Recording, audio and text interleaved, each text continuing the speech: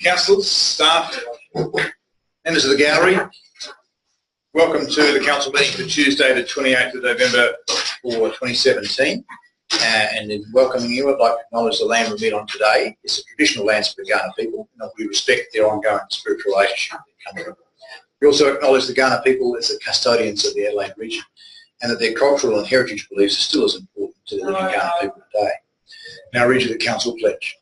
We seek wisdom and understanding as we face the duties of our united task, praying for the peace and prosperity of our city.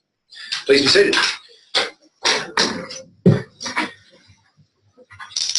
It's very weird. Yeah, I'm sitting here. My members of conference, before I ask you to confirm, I note that there is an item 13.3 tonight. There will be hopefully at least one nomination for Deputy Mayor, and at that time somebody may wish to declare a conflict, but we haven't had those nominations yet, so I don't expect anyone to declare a conflict in an item yet. So just to clarify that matter, you can declare it at the time. Any other conflicts that you wish to declare? None were obvious to me, so that's What was that one bit? because there's a pecuniary interest. There's a $4,000 allowance that goes with it. So under the definition of the conflict of interest provisions, it's a direct conflict. Sorry, does that mean that if someone nominates they have to leave the room? Yes. Well, have to. I would strongly urge them to. How can we ask them any questions or get them to say something about either? We'll deal with that when we get to it. Okay. Yeah. We'll pick up. Quite right. On leave we have nil. Apologies, we have Councillor Evans. Confirmation of minutes for the ordinary meeting of council for Tuesday the 24th and the special council meeting minutes on the Tuesday the 14th of November. If someone who wishes to move that they be accepted as a true and accurate record. Councillor Barnett moved. Councillor Lee seconded. Either of you wish to speak to it? No? Any further debate? All those in favour? Against? It's carried. Thank you. And Mayor's report is there for you on pages 1 and 2. Any questions on that at all? I have to note that I returned last night from being at the Commonwealth Local Government Association conference, and that was incredibly interesting. I'm not telling you because it was incredibly interesting, although it was. I'm telling you that if I fall face first on the desk, sleep at some stage, can someone just wake me up? Because the difference in time is kind of acute.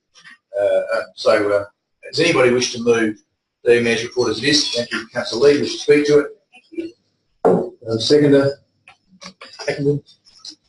The Mayor Group wish to speak to it? Any further debate or questions? No. All those in favour? Yes, is carried. And my apologies, the CEO's just reminded me that it is the Director of Infrastructure and Environment's first meeting as the Director of Infrastructure. Please, let's welcome him to it. Anybody's done yet? Yeah, well, that's nothing. I always have a party when people start. Yeah. Halfway. Some of the evidence. The report, we've seen fair bit of correspondence. So Simon's delivered his feedback and congratulations on the role, and look forward to taking on the reins and showing us, as Alan says, what actually happens over time. Like the early signs are really positive. So you're very, very welcome to sign. Further reports from council representatives, are there any? No, being none, we'll move on to petitions nil. Deputations, we have one at item 8.1 from the Broadview Tennis Club. I asked the deputies, Clinton, Devonish and Martin, if you'd like to come forward. Get one chair. Okay. Sure.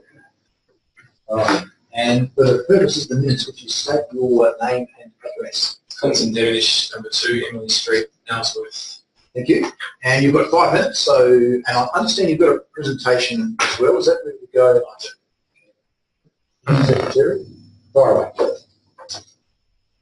Good evening, Mayor, CEO, elected members and staff. thank you for the opportunity to present what we are passionate about: sport, community and excellence. My name is Clinton Devonish. I'm a City of Prospect resident for the last 43 years. I'm a playing member at the Broadview Tennis Club and I'm the junior coordinator for that club. Together with me, joining me tonight is Martin Richards, coaching director and club president, and also a part of the community club for the last 27 years. Our promise, the Broadview Tennis Club strives to be the pinnacle of community tennis in the state.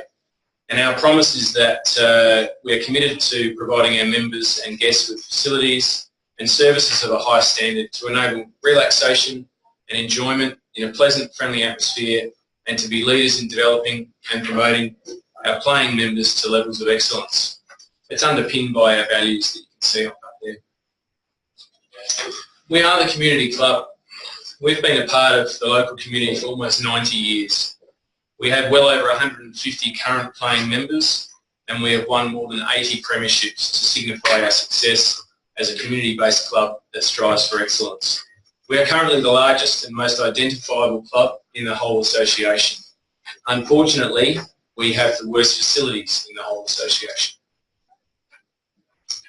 Our tennis club rooms, playing surfaces and general infrastructure require investment to maintain our high standards and increase participation levels for the local community.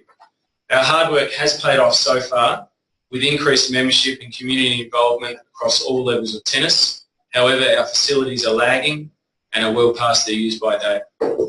Our plan requires us to continually invest in maintaining and upgrading our community infrastructure, and we aim to do this in collaboration with the City of Prospect. As a community club, we thrive on the support of our members, volunteers, families, coaches, and people get dedicated to the success of this club. As you would probably know, over the last 2 or 3 years, the Broadview Master Plan, Broadview Oval Master Plan discussions have halted, and so too have our dreams of seeing improvements to our facilities and around the club. The next few slides give you an idea of some of the issues that we're currently facing. On the left there, our building has cracked and broken asbestos panelling on the roof. The courts in the centre there, very poor condition, very slippery. We have severe cracking and drainage issues down on the right. More cracking across most of the courts that are out there at the site. We attempted to bring a machine in to change the globes for the lights. Unfortunately, that machine went straight through the playing surface and we've had pavement failures. The top left-hand corner is our dark and dingy toilet facilities that we have for our members. So further to that, our club committee has sourced grant funding and we're contributing vital club funds, up to $27,000 of our own money, just to resurface the courts this Christmas. We've just had to take that action as a committee just to avoid potential safety issues and third-party claims. Our second issue is that there are just not enough quality tennis courts for the community. What I've got up here is a photo of the St Philip's courts, which also fall under our lease with council. Unfortunately, for us to enable all of our members to be a part of a team and play tennis on the weekends, we currently occupy up to 4 other facilities just to enable our teams to play. By being forced to do this, it fragments our club community by playing at different venues. It's a source of frustration for our members. It detracts from playing sport in our local community, and it also results in lost takings from the club. It also means that we actually pay court hire fees to other councils every weekend just so that we can go and play tennis. Under our lease, as I've mentioned, we do have the St Philip's courts. As you can see, they're in pretty poor condition and they're in a state of disrepair. They can't be used for competition matches due to the condition of the courts. However, a resurfacing and a small reconstruction project could see those as viable courts for use in the future. Yeah. I did get my keys back, by the way. We have developed our own concept plans for 4 new courts to be built at the site, and I'll quickly show you those. There's our opportunity. The disused Croquet Club site, which is right next to the club rooms. We've got plans that include 4 courts, and I've shown some upgraded club rooms there as well. Our club rooms currently cater for 20 people. We have 150 people in our membership, so we just simply cannot cater for our members. Just aligned to the strategic objectives of Council in people, place and prosperity, we've also done a lot of work in our plans to develop and align to those core objectives. The future, what could the future look like? I was fortunate enough to go out to the Playford Tennis Centre with my son a few Friday nights ago. Now, I'm not suggesting that's the size or magnitude of the development that we need, but it certainly gives a clear indication that our facilities are just nowhere near this level, and they're nearing crisis point for the community, and as a result we seek your support in finding a way forward. Okay, thank you very much. Happy to take any questions. Are there any questions from elected members? Councillor Harris. I've got two. The first one, you know, in the last budget we've got, there's two lots of monies that are allocated or being allocated or a part of going to the tennis club. I'm looking at someone on that. There's two lots of money. Do you know that? Wasn't aware of that, Council. Right. Second question. The second question is one that I think people know I get very concerned about is asbestos. When you said about cracking and breaking, I think you're talking about the building that the Lions put their drinks in next to the toilet and that, the eaves and that around there. It's the actual club rooms. The club room. Because I'm a bit surprised when we got a new director here, because the previous director assured me that the bookwork was all up to date and the asbestos was in good nick. So I will tell you, I believe what you've told me. That's all right. Councillor Yes, a little bit of a bias as a former A-grade women's player, but many decades ago. So I'm very fond of my tennis.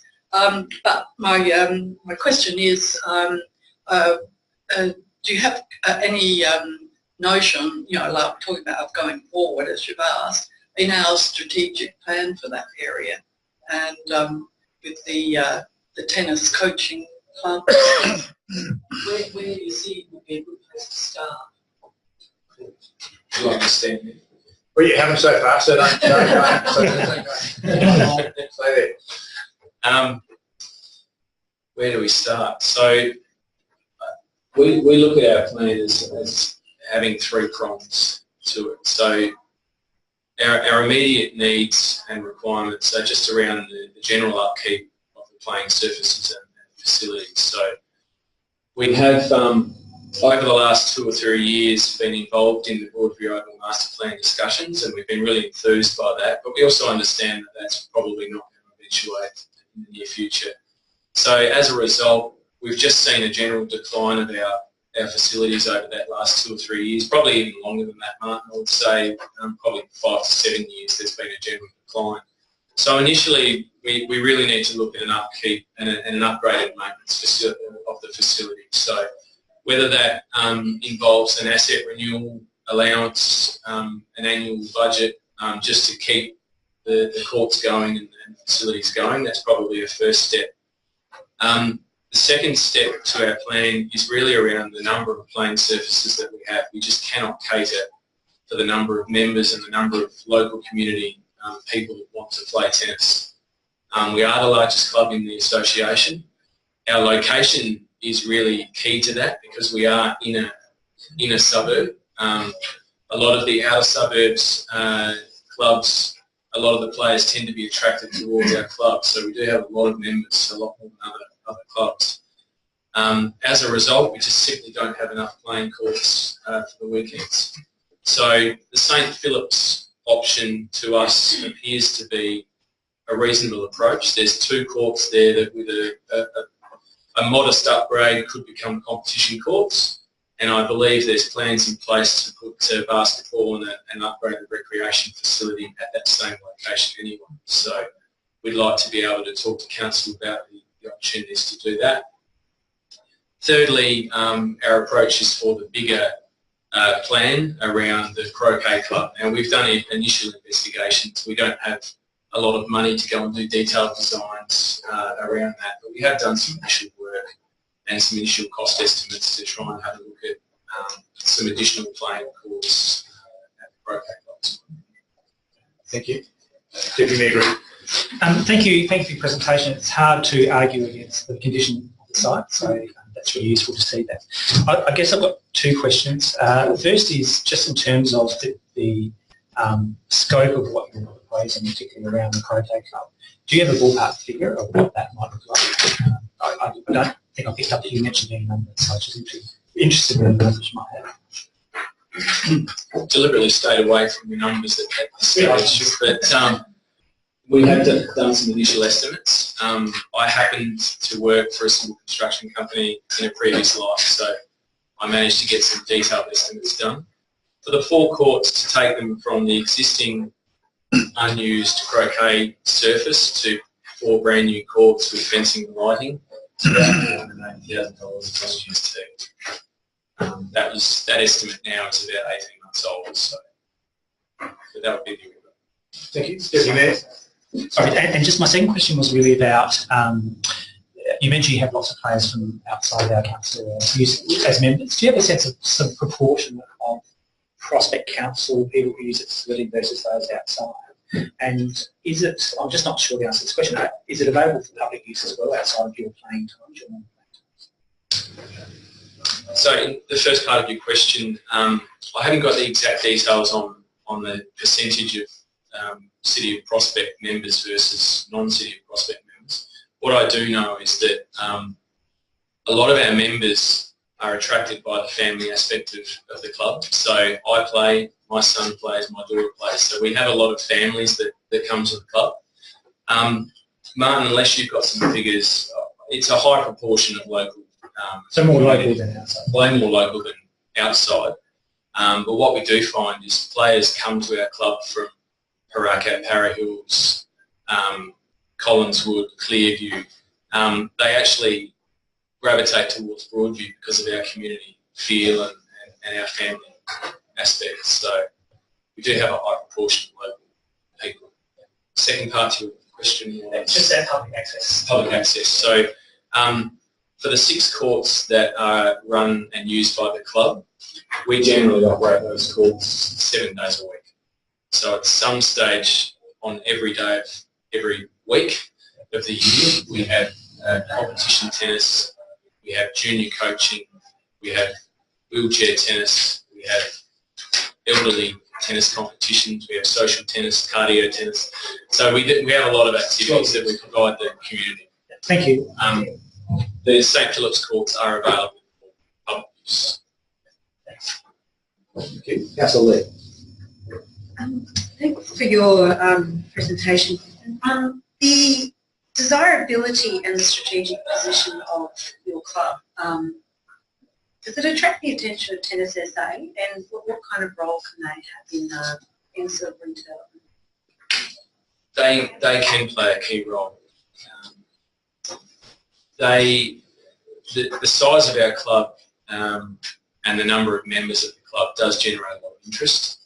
What we've found with Tennis SA and Tennis Australia in particular is that they do have funding available, but some of that funding is more around tournament-based facilities than it is around community-based facilities. So that's been the main friction point for us, is that if we were happy to turn our club into a 16-court tournament-based facility with shops and retail, they'd be quite happy to invest, as they have at Playford City, and there's plans in place for Memorial Drive to undergo a similar sort of redevelopment.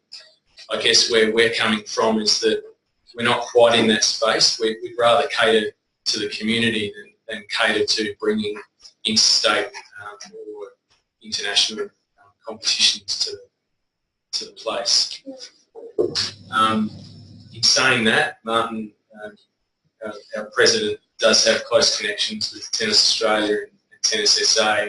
We have spoken to them about funding. We're really keen to, with the assistance of council, maybe go and see them again and really talk about our opportunities and how they might be able to assist. Thank you. Any further questions? No, well, thank you very much. That's been really informative, and the questions I think have fleshed out a fair bit for us. So thanks for taking the time to come and talk to us.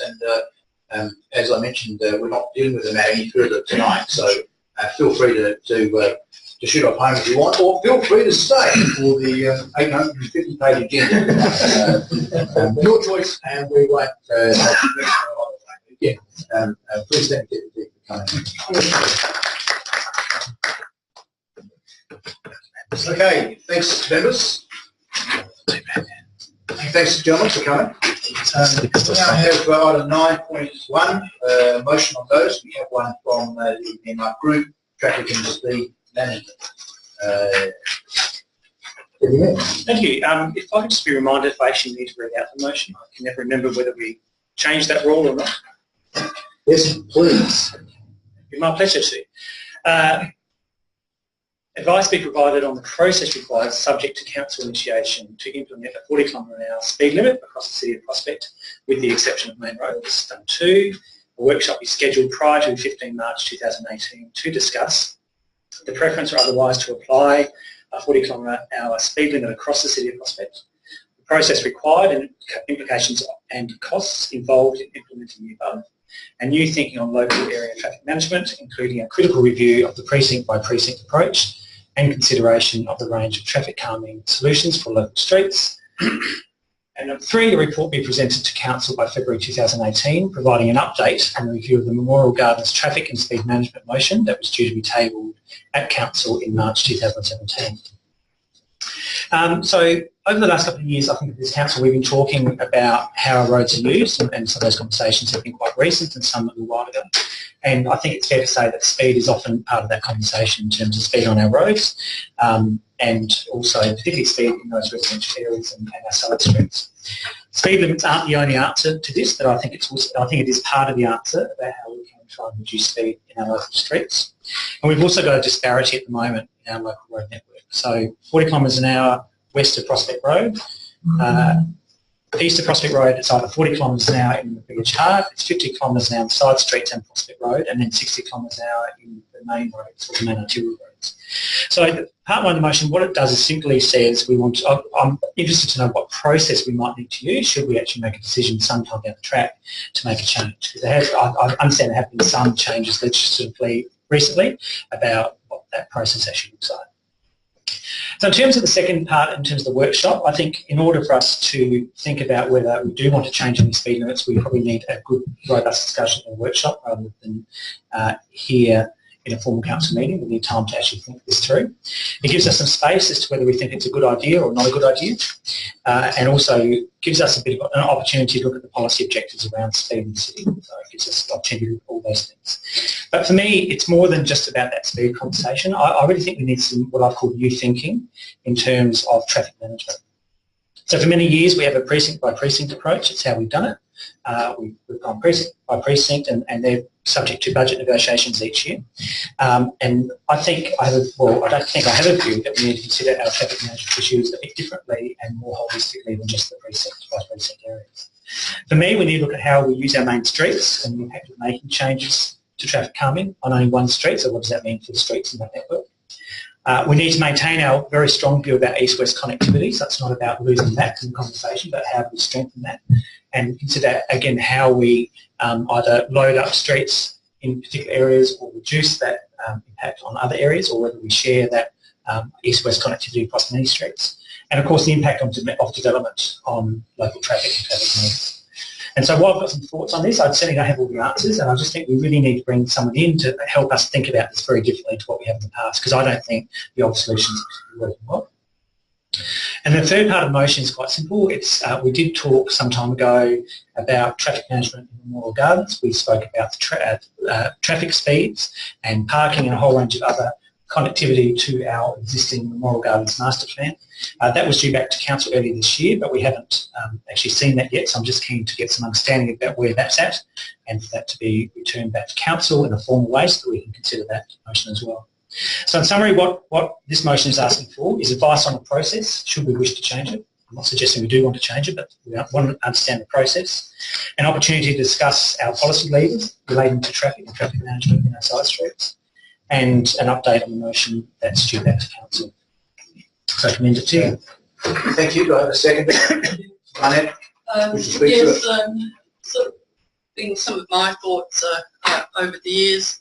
And I mean, when you think that about, I suppose about 1/3 of our city from Prospect Road over in the Fitzroy and, in the West Ward and north part of the North Ward is 40 k's. Mind you, that did take quite a few goes to reach a slight agreement there. So I'm not saying that I'm, for or against at this stage, but I think it's, quite timely, I think, to be having a look at this. And also, I think there are different, some of my research overseas is showing that because we're on quite a grid layout grid process, that anybody, whether it's the whoever's using roads in our city, should have some expectation that if you go from one end, you can get to the other in a reasonable fashion, and we would like to think that in a below the speed limit, whatever that might be. Fashion. So I'm just sending out there a paper of what they did in Unley. So I think it would be good to, with a new director on board to in that area, I think to be able to have a look, well, what is some of the latest research around this? Of course, we get to a point where we'd have to consult, of course, with a whole range of people, including all the road users and our residents. I've been thinking over many years that our precinct approach, particularly what's happened in West Ward, is we missed out last time in the budget process, all sorts of things, some of the residents wanting to have a look there. But because it's taken so jolly long to get back there, things sort of change. So I'm all for favour for looking at using perhaps some other approach in addition to a precinct approach, perhaps more of a rapid response type approach incorporated as well. So I've been looking forward and hope that we can have a good discussion. So please vote for it. Thank you. Further speakers? Councillor Harris. Yes, I'll go 1, 2, 3. I'm definitely supporting the motion, and when you get to point 1, looking at the possibility of 40 across the city. When we did bring in the 40, I supported it then across the whole city. So to me, point 1 really means the discussion around a reason why not to have it, because in my mind at the moment is to have it. The question 2 part comes, I didn't know why the 15th of March, but it's good to get that time, so I agree with that. I personally don't agree, and it will come up later about page 734, I think, later on tonight, that I'll be talking about the traffic calming and the precinct by precinct review and my opinion of that. So I believe that should be looked at, and in this motion I think it's an important part. And the Memorial Gardens, I don't know why that comes to a standstill. So I'm fully supporting it, be very interested in the whole discussion when it comes to when it comes to a workshop. Thank you, Councillor. Yes, I'm fully supportive of the entire motion. I think it's time we had the conversation. I was also supportive of 40 kilometres across the entire precinct in 2007 when we did the local area traffic management for the East Ward. There was 2 options at that stage. There was doing traditional traffic calming or doing 40 kilometres. And at that stage, 40 kilometres needed, I think, 70% of the, it needed a huge majority to get through and didn't get up. And I thought that was a far more fair and equitable way of dealing with traffic management. Having said that, I'm going to put a few caveats on my support, one of which is that I'm not supportive of a layering effect. We've already got traffic calming in a lot of our city, and if we add 40 kilometres onto that, to my mind it says, well, what we had there didn't really work, we're going to apply 40 kilometres. And if we're just adding another layer of traffic calming on top of, or traffic management on top of that, that's something I'm not particularly in favour of. I think we need to be looking at what we've got and maybe scaling back what we've got if it's not working. And if it is working, well, maybe we don't need the 40 kilometres. If it's not working, let's do the 40 kilometres.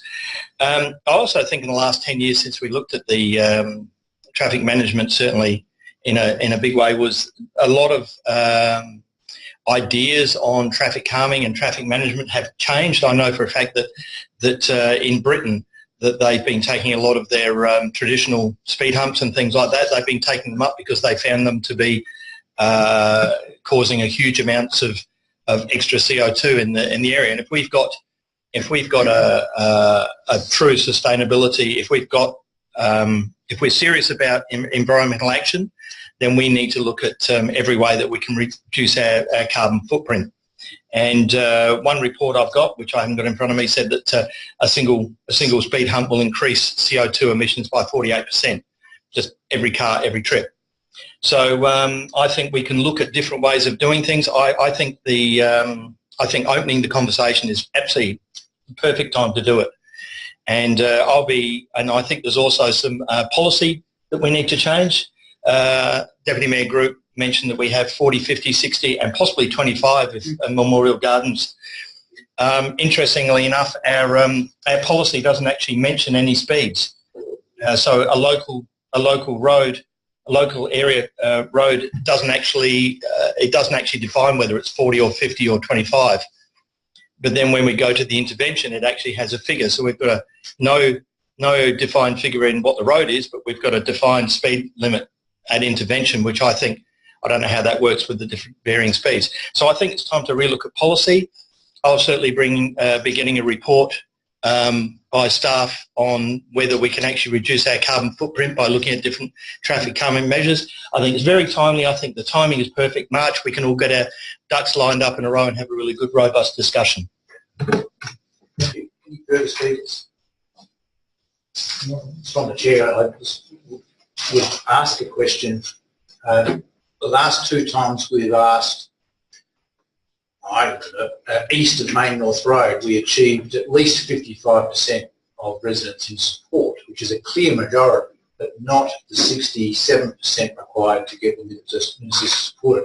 Have those rules changed? Rules changed. There's a different attitude, I know. If you're not sure, then say. Not sure. Yeah. Councillor Stan's quite right, and Councillor Harris may have a longer memory, but certainly when we surveyed residents, the clear majority are in favour of lower speed limits. And the other comment I want to make is that there are far fewer traffic calming devices in the 40k zone than there are in the whole, any part of the rest of the city. So there's a clear link between traffic or local amenity, I guess, and speed. It mostly works with this board, mostly. I say always, it's not perfect, but it mostly works. And so I think Councillor Stan makes a valid point there, and that might challenge our thinking in a few ways. Any further debate? Right, that concludes, well, unless you want to sum up, Councillor.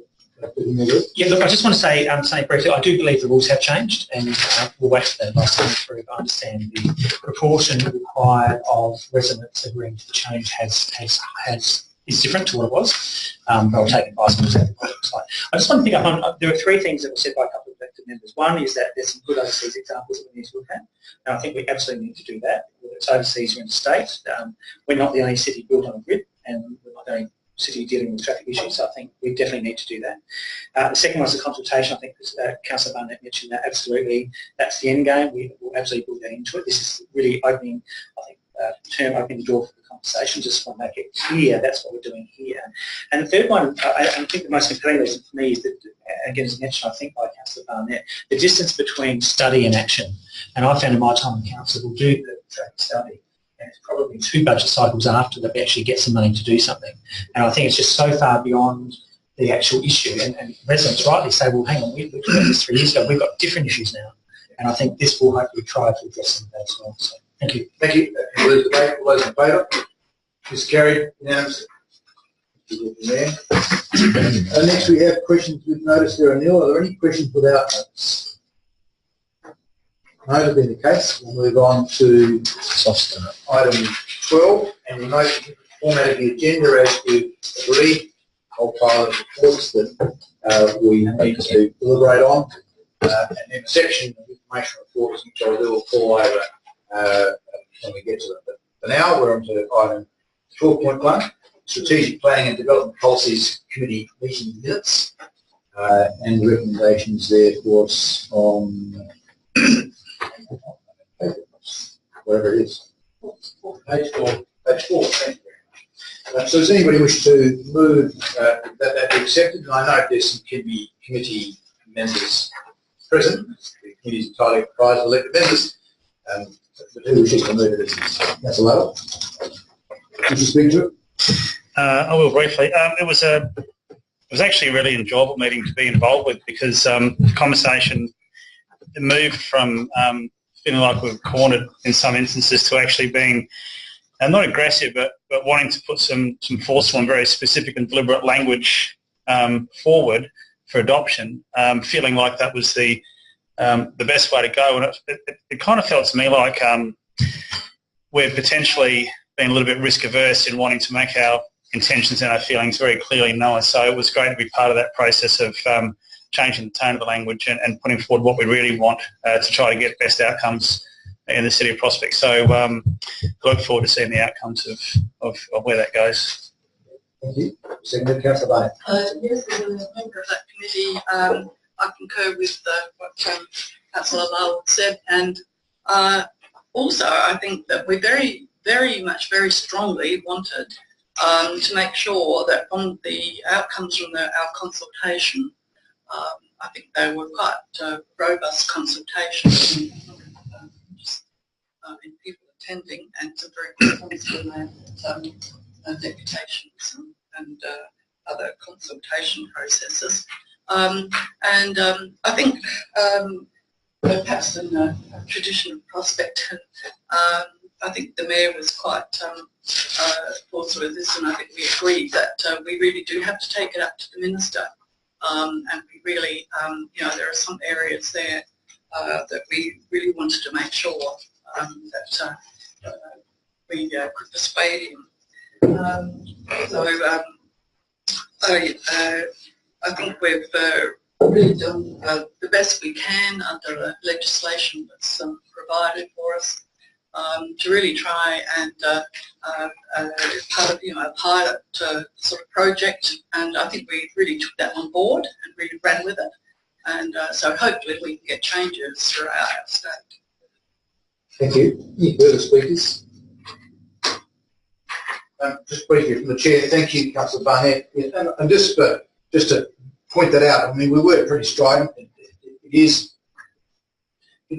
not being too outrageous to say that we are leading South Australia in the development of the low to medium rise apartment sector, particularly outside of the CBD and other places like Mawson Lakes. We are absolutely leading. No other council comes close. Because I say we have more happening here in this sector than every other council combined. So the Minister is taking notice. The Minister's seen what has happened, so has the Department, so has the industry. We are the talking point with regard to this form of development. So I think we are the experts, and I think Councillor Barnett's pointed out our community are the experts with regard to the impact of these matters. So we have made a pretty bold statement to the Minister that we want some issues regarded as paramount, so that they really stand out in any assessment process, of head and shoulders above any of the other items, which are all important, but we want some things to be most important. It's design and appearance, bulk and scale, in particular height, material quality, durability, that is what the building's made of, overlooking and preservation of privacy, and landscaping. It's not a long list, but we think they're the 5 things that really matter to our community who look at these things, and will look at them for the 50-year life or perhaps longer. If they're really good, they're going to be around for hundreds of years. If they're not, they're not. And also to really push the line that we want to have the privacy of neighbours across the zone boundary much better protected than currently. And we're tired of fuzzy words like should or could or might or maybe. We want words that absolutely have meaning, such as prevent the loss of privacy within 45 metres and minimise it thereafter. So, I think the committee has done a great job of putting that forward, and I commend this motion to you and encourage the staff to enter into discussions in the spirit in which the community and the elected members want you to, if it gets endorsed. And that is to say, we are the experts, and we've seen this happen, and we want to keep perfecting it. And we think this is the next vital step of getting the right result. So I appreciate your support. Any further speakers in this? Back to you, Councillor Wellwood, to sum up. That's briefly, yeah. So as the previous speakers have said, the language is very specific, and we felt that it would be quite hard for someone to knock back our desire to have that sort of language incorporated in there. And it seems like now is a good time to be a bit more forceful about it, and look forward to seeing if we can get something over the line. Thank you. That concludes the debate. All those in favour? Yes, it's carried unanimously. The next item for decision is the annual delegations review, November 2017, pages, the recommendations on pages 9 and 10, and the next 120 pages of scintillating reading, which I no doubt you've all read through. First of all, it is a long report. Does anybody have any questions or clarifications? Getting their group, and then Councillor Back. First question is just in relation to number 159777 on page, so I'm going to go straight to the detail, page 29. It's just in relation to composition and wards of council. And I just want to clarify what the delegation is actually delegating to the CEO. So it talks about it talks about representation reviews and also the composition of wards. And I'm just not sure, what are we actually delegating to the CEO in that particular line item? So it's 1597, bottom of page 29. Yeah, I did read this, so I was interested. From what I can tell, the decision to actually change the ward structures is ours, but we delegate all the process matters to the CEO should we request. That's my understanding. CEO, do you want to elaborate on that at all? Thank you, Mayor. There's certainly the intention is that I would look after the process of undertaking that. It is, of course, a council decision in terms of changing not only its name, but of course the area that would be encompassed within the City of Prospect. Does that answer your question? Yes, as long as it's not the decision to do something as opposed to the decision to action something. They are above item 75 and 76. Yeah. But there's a whole pile, as you remember, those of us that enjoyed it, lived through representation reviews, there's a whole stack of process stuff which needs to happen. If you don't get it right, it stops. Councillor to that. Yeah, it's just a quick question about Sorry. building upgrade agreements, page 65. Yeah, let's get to it. 65. Yep, item 171871. I think it goes through quite a lot of detail. 17, sorry, page 65, attachment 65 or page 65? Delegations. Yep. Yep, page 65 on attachment 80. Apologies, page 92. Sorry, okay. Now explain why I was on lost. the right hand corner. Yeah, sorry, my apologies. 92, yep. And just that item again. 171871 and subsequent. So really, just what I was wanting was a case study, like an example of what that really means. And so who initiates that action? Okay, thank you. This is pretty new stuff. So yeah, I know, that's why I'm asking. CEO, yeah, elaborate. Thank you again, Mayor. It stems from a desire to see underutilised buildings for other purposes, so particularly residential, and it has focused in the City of Adelaide, where we've got underutilised office accommodation, and the building upgrade agreement was to try and encourage building owners to invest in their building. It also seeks to address environmental upgrades so that building property owners are upgrading their buildings to be much more environmentally responsive. And so that was the genesis of the building upgrade agreements. In terms of the delegation, the scenario is to provide an opportunity for the CEO to actually advance those agreements and a discussion with the property owners. Thank you. Any further, Councillor Beddoe? Will there be a report or workshop that comes to council about the opportunity for building upgrades in the city of CEO? Thank you again. We can certainly have a look at if there are opportunities to access the building upgrade finance and the agreement, should there be any underutilised buildings. I'd have to suggest to you that nothing comes to mind immediately, but we can certainly investigate that for you. Councillor Barnett. Oh yes, having read it nearly all. Nearly all? Sorry, Councillor Barnett, you have the floor. Yeah, I might have skipped a few words like and, Question? But yeah, so my question is, I'm trying to frame. All right, so when I was reading through all this, I thought, oh my God, what a lot of bureaucracy and red tape. So my question is, does anybody in the land of government and whatever have any idea how we can jolly well reduce a lot of all of this bureaucracy and red tape? Well, it's not relevant to the issue, but it's a question of interest, and I'll see if someone's got a brief answer to your not relevant question. CEO? Well, I'll take the question. We certainly struggle with red tape, and of course we seem to be getting more and more red tape every day. We are keen to, in actual fact, review the delegations and say, is there a better way of actually meeting our legislative obligations whilst ensuring that our community actually understands what the delegations are, and we'll be investigating a process in terms of how best to do that next financial year. Thank you. Further, Councillor Barnett? Just a subsequent one on, is it 16,000?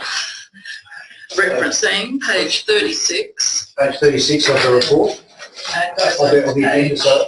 page 37 of the report. So it's to do with certificate of liabilities and the delegation Let's get to it. about liability and account rates being charged on land and talking credit and all that.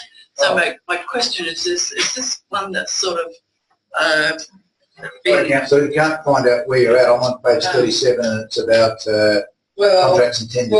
Well, it depends which page number you take. So it's page 63 and 64. There isn't a page number. Yeah, it is.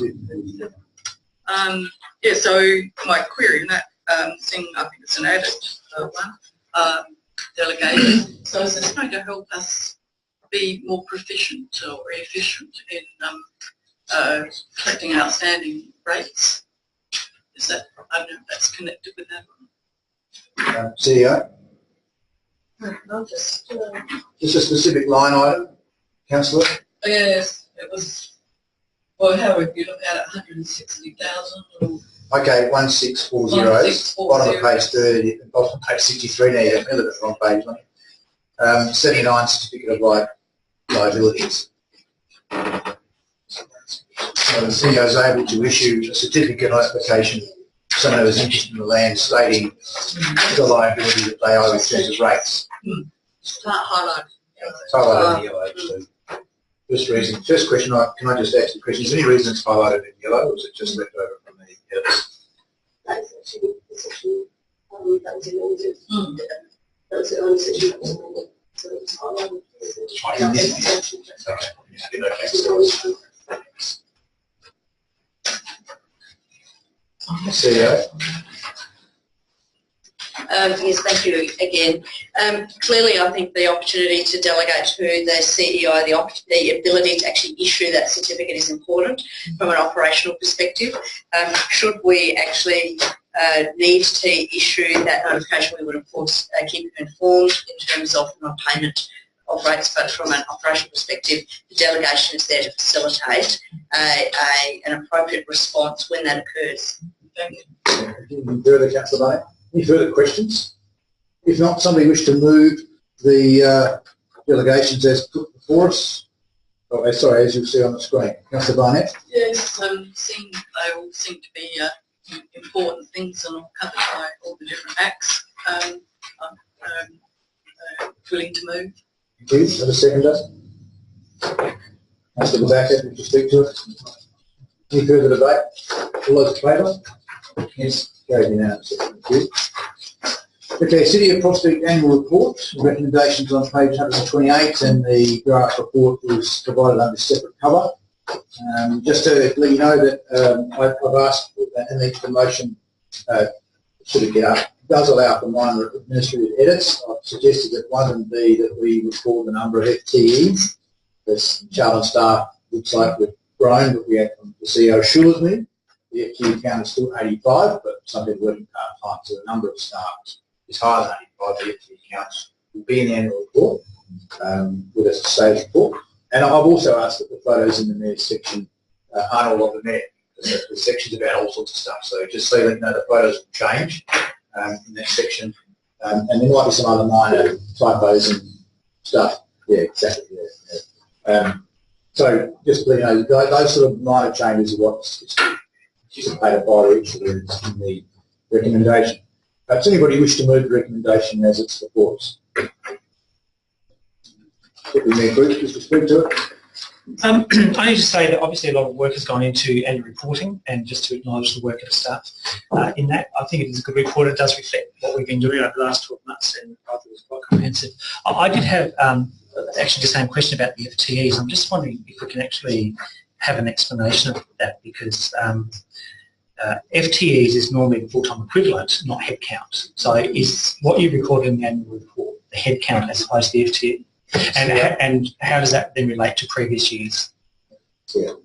Thank you. It is FTEs because, of course, we seek to encourage a flexible work environment, so we have a number of part-time workers, so the actual positions within the organisation are 85. That has remained unchanged for a number of years. I could provide some further information in terms of when the organisation established 85 positions and then for how many years, but certainly it was 85 positions last year and 85 staff positions at the bodies, because some of them are part-time, is 94 as reported in the report. Can I just, so I don't want to harp on it, but it is actually quite important because this is a public document, so people won't have the benefit of discussion about what the numbers actually mean. So if I take that logic though, that would suggest then last year we had no part-time workers whatsoever, and this year we've actually got an extra 9 part-time workers. Because I'm just trying to work out, are we comparing apples and oranges, or are we comparing apples and apples? So last year it said 85, that's an FTE number. That must have been about 85 people that weren't part-time, that were full-time. Look, thank you. I'll have to take that explanation on notice. Ms Moon might be able to assist in relation to that. I can assure the Council we haven't increased our positions across the organisation. It may be that my explanation hasn't been particularly clear. We do have a number of part-time staff and as you'd understand, our staff changes annually as people move in and out. And in actual fact, we're recruiting at the moment for a couple of positions. So there have been some positions that have been established as part-time versus full-time over the last 12 months to encourage the flexibility within the workforce. But I do certainly want to assure you that it's 85 positions, and I'll certainly ask Ms Moon to provide some additional information on that. Okay. Sure. Through the Chair, if I can refer you to page 185 of the financial statement, Council has our FTE at the end of the year is actually 74. So we have even though we have a budget of 85, so the FTE as at 30th of June in both 2016 and 17 is 74. So there are some positions that they may be filled temporary through contractors, but budget-wise is 85, but the actual was 74. Could I suggest then that before this goes to print, that we be very, very clear that there are 2 figures. One is a FTE number, which should be 85 over the 3 years, on that basis that there's been no increase. And then another figure, which is a headcount figure, which can be 70 or 100, it doesn't matter because FTE is 85, because FTE is what we budgeted for. Headcount is how flexible we want to be in part-time staff. So I just think having that absolute clarity in the document might be really useful, because when I read that, first question I had was, we had that extra 9 staff. Yeah. We funded that. So, but after that, great report, and I commend it to you. Thank you. And that's why I highlighted it on the chair. There's something that needs to be clarified. Certainly made my radar article. Thank you, and happy to move it. Thank you. Do I have a second? Councillor Backer, wish to speak to it? Just briefly, it's along the same issue, and I don't know if I can ask the question, but just in regards to resourcing, how are we actually doing the headcount for, say, the click resource? And is it actually costing us more for that flexibility to provide extra seating? Thank you. Celia? Thank you. We are doing floor planning in relation to 85 positions, and we have a number of flexible workstations. So as you're aware, we're very keen to have flexibility within the operational area of the council, and we will be expecting our part-time staff to actually share workstations and actually be much more mobile across the operational areas of the building. Thank you. Anything further in your segment? Okay. Any further debate? No. If you agree to sum up. Okay. Includes debate. All those in favour? Against? It's carried. Next item 13.3 is the appointment of the Deputy Mayor, and to do so we need to put someone's name in where the little dots are, and to do that I need to request that there are any nominations. So I now call for nominations for the position of Deputy Mayor. Councillor Backer. I'd like to make Councillor Love. Thank you. Councillor Love, would you happy to accept the nomination? Yeah. Okay. Are there any other nominations? Councillor Harris. Yeah, I'm not going to run this round. I'd like to nominate Councillor Mark Crew. Councillor Crew, are you happy to accept the nomination? I do. Good. Are there any further nominations? I've got to ask, you never know what might happen. Okay, thank you. We have 2 nominations, which requires us to conduct a ballot. And I did mention at the outset of the meeting that there is an allowance attached to the position. Advice from the governance manager is that represents a direct pecuniary interest in the outcome. So the candidates, I would anticipate, would see that have that direct interest and not take part in the discussion nor the vote. Now, previously in years gone by, the position didn't attract an extra allowance, so it didn't matter. But now, under the remuneration rulings, it does, and we don't have an option to change that. So, any questions about the process? Councillor Bunny. Yes, my question is, are we able, or through the presiding officer, to have a process in which we suspend the meeting orders and allow the 2 candidates to give a short summary of why they think they have the qualities, experience, knowledge, or whatever? We don't have any policy around it, but I'm happy to put to the councillors, to you as a council, to seek leave of the meeting to suspend any procedures to allow each of the candidates to provide a brief presentation should they want to, and to suspend any procedures for until 8:15. I did have another question. Is that coming to this time? I was just trying to deal with that one first, but okay, happy to indulge. Well, mine comes to the procedure that when we done it, I think 2 years ago or whatever, where there was still the extra money, and I think the time before we didn't do it. But later on, in fact, later on, 15.6, we're going to talk about allowances for all the councillors. Do we all have to leave the room? No. What's the difference? That is not specifically excluded from the conflict of interest provision, so they've anticipated that might create a bit of a problem, and that's cleverly said. No, as is the setting of rates where we all get rated, and all those they've got those are specifically listed as exclusions. So this one is not. Yeah, it should be. Like, especially with rates, because I'm the only one that doesn't pay rates. It's through here, right? For everybody. Thank you, Councillor. Now it's to your indulgence to suspend meeting procedures to 8:15. All those in favour of suspending meeting procedures, all those against, with us suspended. Thank you. And now we do have two candidates, so I'm not quite sure of a time limit. There are no limits now, but if you could keep your presentation brief, then we'll go on the order of nomination. So, Councillor or Matt. So I can sit down because you can stand. I can do a dance on the desk if I like. So I won't take up half of the allocated time, I don't think.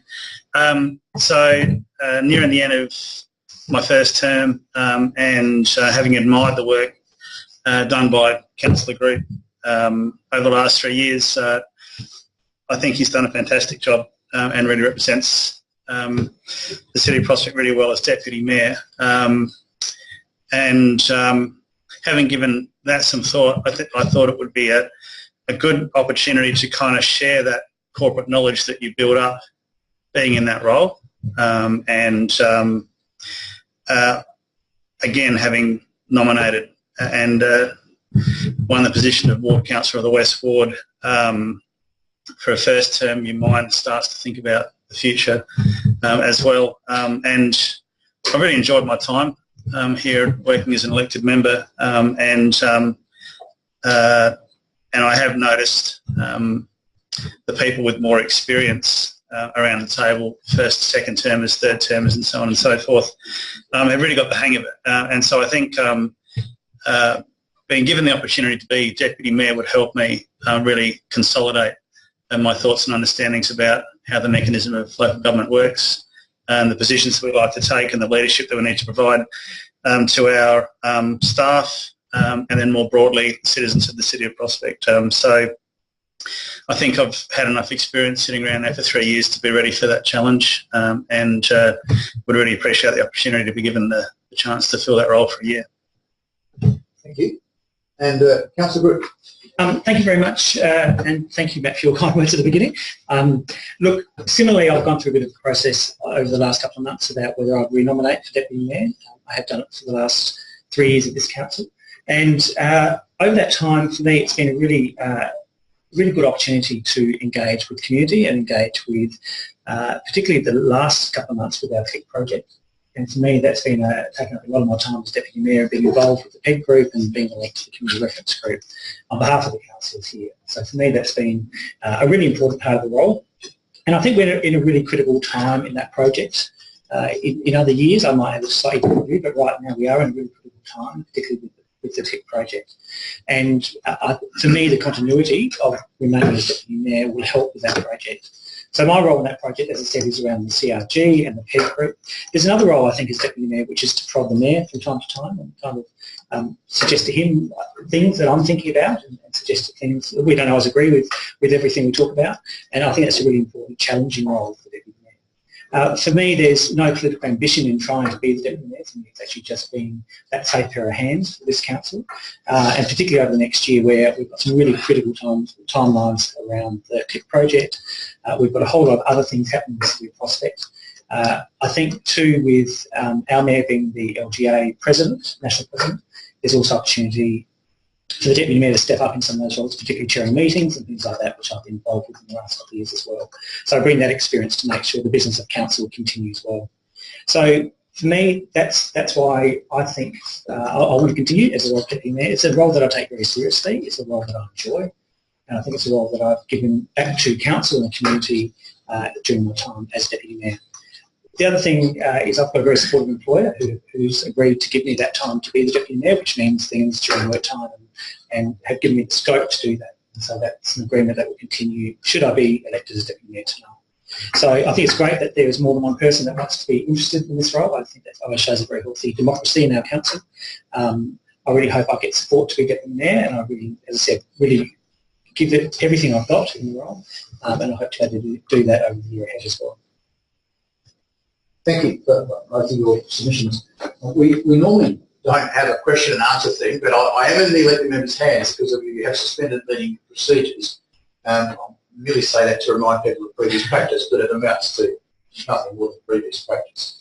Are there any questions of either candidate? And if there are not, then I'll recommend to them that they leave the room and we use that time if we need to have some discussion. But are there any questions before they may or may not choose to go? No, that being the case. I'll declare a conflict of interest. Thank you. For the purposes of the minutes, thank you. Can we just get the words down? Government manager, what?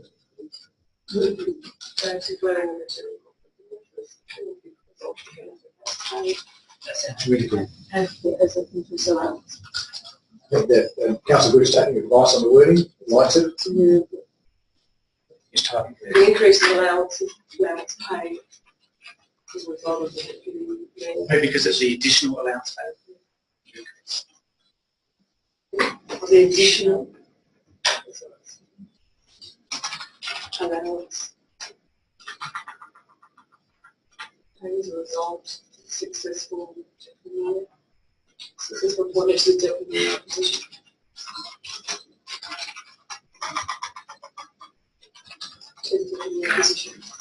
That's a big thing like Survivor. We have to run Give it a say because of the potential for the additional allowance paid.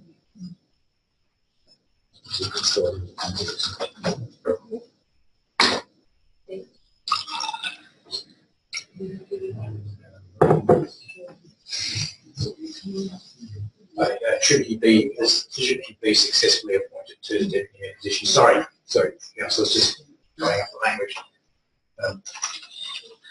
Councillor Larwood is watching. He may have alternate words. Copy paste. Successfully appointed. To the Apple V. Councillor Brew.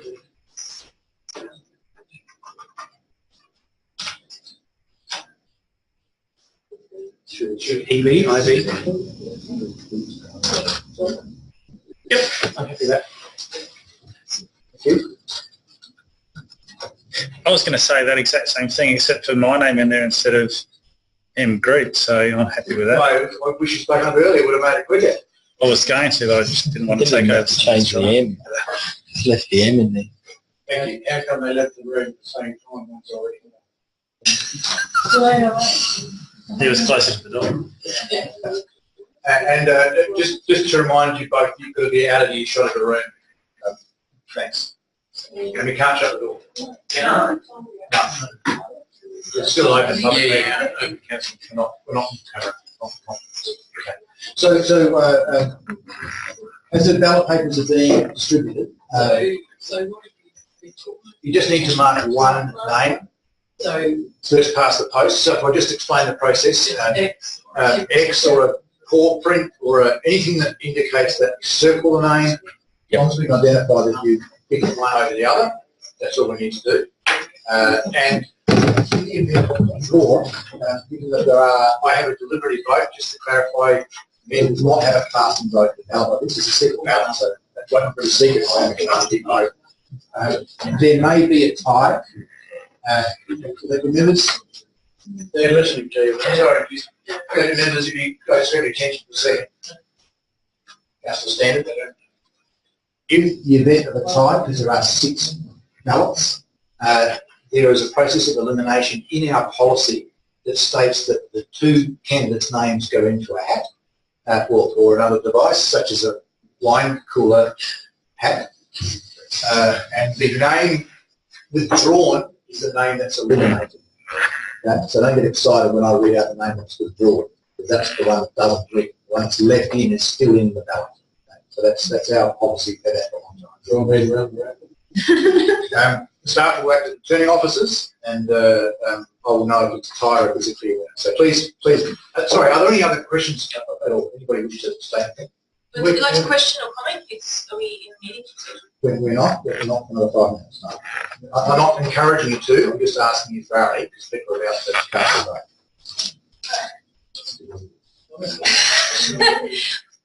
All right. Look, I just think it's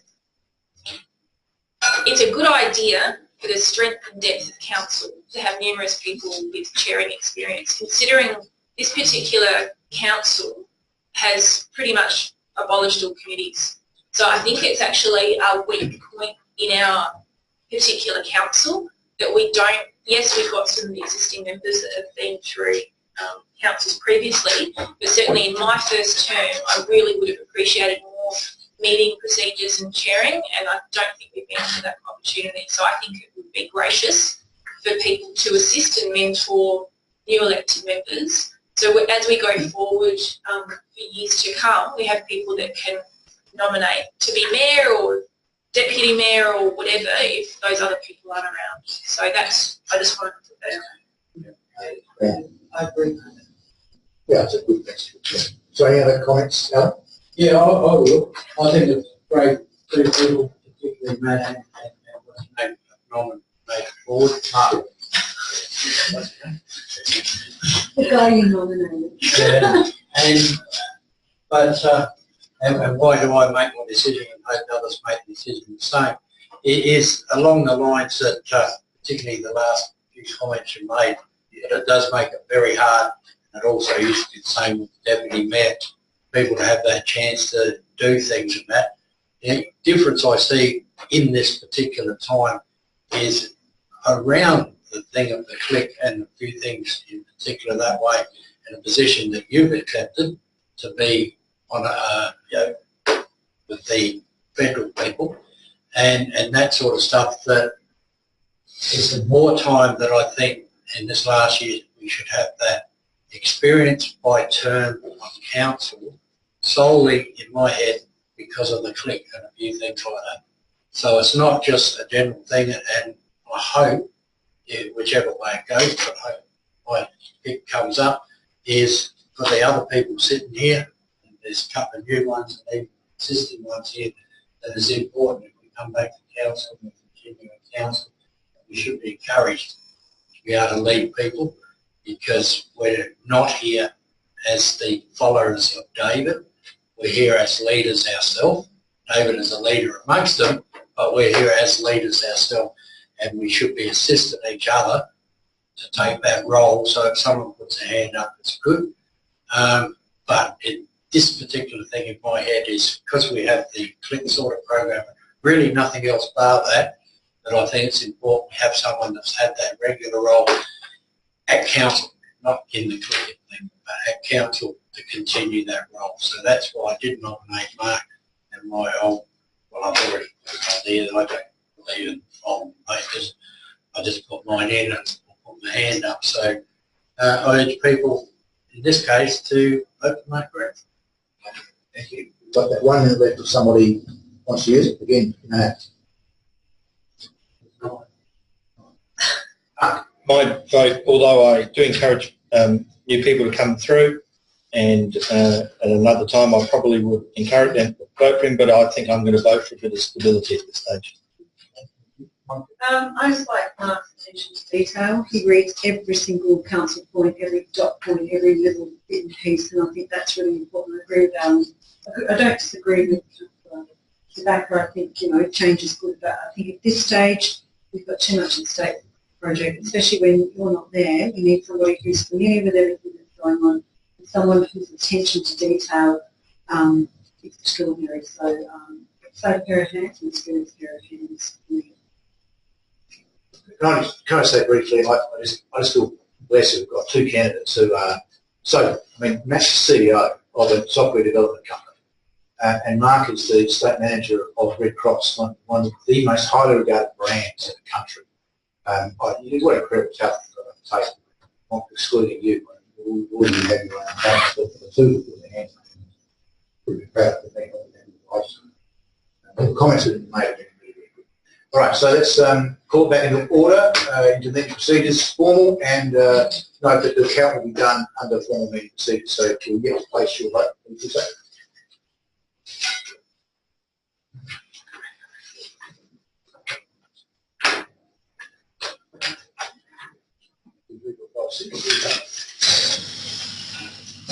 I'm not sure how long it will take you returning officers.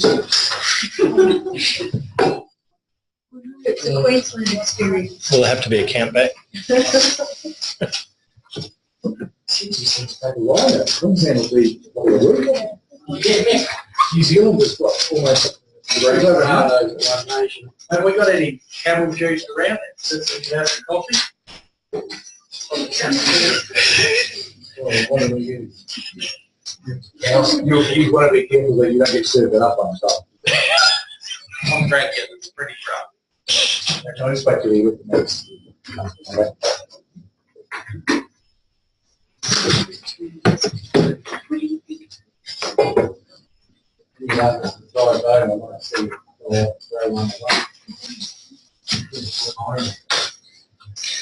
So now I've got to call for reports. That's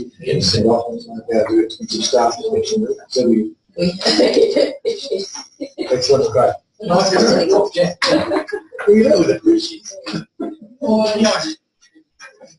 Yeah, no, I'm going to do it.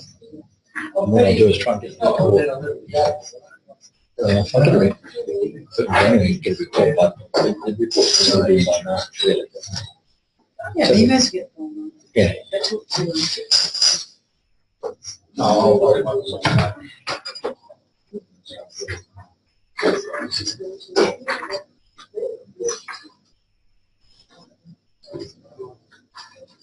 We hate the alternative.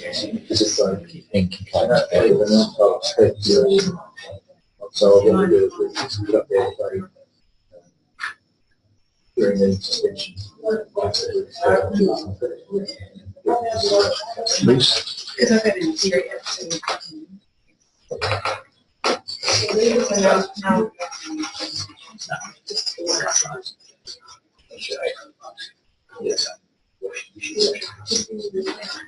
So we're just waiting for the camel farmer to.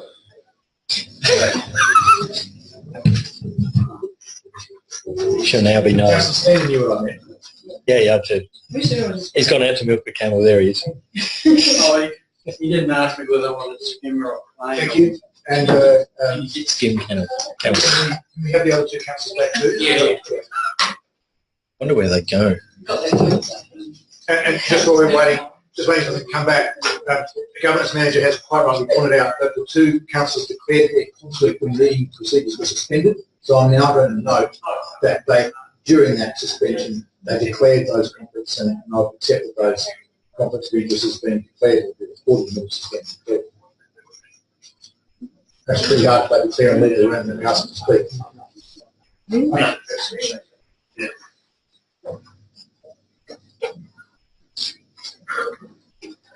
Thank you, councillors, for your candidacy, and we had a good discussion, and some nice things said about both of you.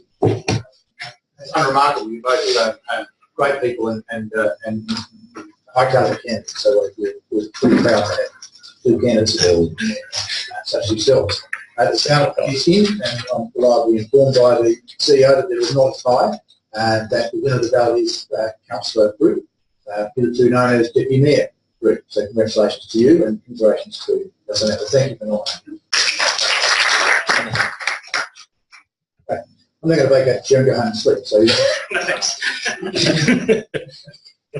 all right. So now we have a recommendation before us, which someone could move and put on the dotted line there as per on the screen, that we appoint Councillor Brute as Deputy Mayor for a 12-month period ending at the end of the current term of council. Councillor Harris. I move it, but did you need to do the other bit that you changed? So, No, I've noted it from the chair. okay. Then I move. Sorry, just to explain that, the governance manager pointed out that you declared your conflict during suspension of meeting procedures. So this is tied that up. I have noted it when we've resumed. Thank you. Sorry, councillor. Yes, well, I move as point one up there. And I would actually really like to thank the other candidate for their position on council, especially. Thank you. One second.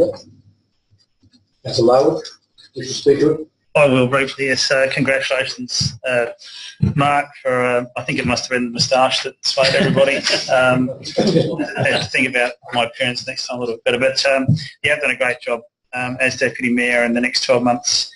as is, the whole of the living future, an important part, but there's a lot of things that are underway, and I think it's reasonable that you deserve the opportunity to see those through, and wish you all the best. Any further debate? Can I, if it's appropriate to thank my fellow councillors for the support in this. I also want to thank Councillor Larwood. I think it is really good that we have opportunities to nominate for these sort of things. Councillor Larwood and I have spoken over the last week, and we both agreed that it's one of those great councils where we're not going to go out and start being nasty to each other to resolve this process. So it's really good. And I think that signs and shows the maturity of us as a council, and I think it's really important that when we get on with the business. And I just want to say commiserations to Councillor Larwood, and look forward to future nominations in future councils. I'm awfully happy. And I will keep the moustache as a token of tonight for the next 12 months. It's on the As you wish. I'll withdraw my last comment. Any further debate? Evan. Councillor Harris, wish to sum up? No, thank you. That concludes the debate. All those in favour? Against? Carried unanimously. Thank you. Congratulations again. Item 13.4, first budget review. Recommendation on page 135. And note that within the budget review, there's obviously some changes there which are favourable, but within the report is the new version of the project and program progress report. Okay, so just, I know you've all read it, but I will make brief questions on that, as I've done for years with regards to focusing programs. Are there any brief questions on the status of any particular project or program? Don't try to read them now, you won't get through it all. If there are not, you haven't noted if there were, I take it that there are not. Does anybody wish to move it as presented?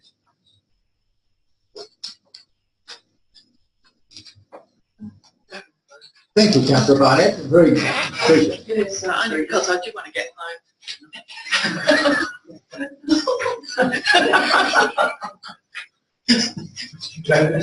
Your best speech ever, Councillor Barnett. We do have it's a very heavy agenda, I might say, but nevertheless, a lot of important things. So I did say that deputy, but having that budget review is very important to us and to understand all the things that are going on, and be it the next one might change, and then the next one, and the next one. Andrew, thank you. And notably, when you said it's a long agenda, thank goodness we don't print it anymore, because the iPads are far cheaper. Save the ratepayers a lot of the money, not printing the report. Do I have a seconder? Deputy Mayor. Look, I will second it, and apologies, I probably should have asked this earlier. The favourable items include additional rate income of $25,000. Is it possible for the appropriate director to tell me whether that's in relation to are they able to tell me what it's in relation to, maybe? Director? Or manager, who wants to answer the question? It's really just about the last valuation file that comes through, and just actually applying that in. So when we actually set the budget, it's not based on that last valuation file we adopt on the actual night. The budget's obviously written about a week or two before, so it's just that correction. So would it be fair to assume then that some of the development, particularly along the arterial roads, has contributed to that increase? Through you, Mayor, potentially. I'm not sure exactly which property changed between the valuation files in middle of June versus end of June, but for $25,000 worth of extra rates, you would think that it was a large project. Perhaps you could take a notice, if it was a large project, and only if perhaps you could send us a memo, if it's hundreds of things changing by a micron. No. Give that information to yourself where it really belongs. Do I have anything further? Councillor Griffith, any further debate? That concludes debate. Oh, sorry, this is Councillor Barnett. You should sum up those extra questions. Just to say, yes, thanks for the revised sort of layout as well. Thank you, and staff would appreciate your feedback. We would be out because it included debate. But please, if you've got some tips and suggestions for improving it, it is in the stage of development. It's probably easier or moving to alpha testing phase. That concludes debate. All those in favour? Against, it's carried unanimously. Next item, 13.5, general purpose financial statements for the year ended 30th of June 2017. I am advised that in the new formatting of the agenda, this one is not in the right place. We can't change these statements. They have been done and signed off. This really is written noting and should have been in the information section. So I'm happy to take questions or go on, but just so you know that it's done. You want me to move? Councillor Harris, would you speak to it? No, thank you. Do I have a seconder? Stepping now through, would you speak to it? Yes, I do. I have a question in the executive summary. It talks about the end of year operating deficit 96,000 unfavourable compared to the fourth budget revision, which projected a surplus of 204, which is in my maths a $300,000 turnaround. Now, I understand. Well, is that correct? First of all, I'm sure my maths is correct before I go on. That's on page. Under executive summary, page 158. Through you, Mayor, you are correct. Yes, it was a $96,000 deficit against a fourth budget review of $240,000 surplus. Thank you. You have a follow-up question? So I understand that some of that is in relation to timing of grants. Is that correct? Through you, Mayor, most of it is the $190,000 infringements write-off. Sorry. Yes, that's correct. Thank you. I was just testing you as well.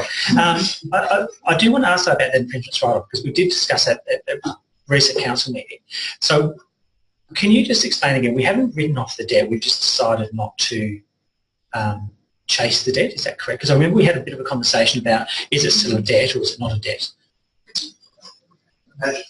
Through you, Mayor, essentially what we've done is it's an accounting book entry to write down the value of the outstanding.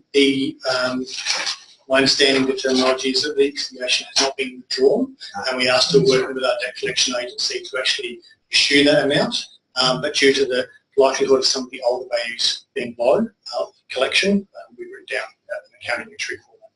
So it is still possible then that we could recover some of those monies at some point in the future, and if somebody had a concern that they hadn't paid it, they could still come along and pay that. So we haven't actually written them off our system, we've just written them off as a Correct. My understanding from the chair is to start to assure me that they'll issue every single dollar owed to us. And nothing will be written down or written off in terms of the debtor.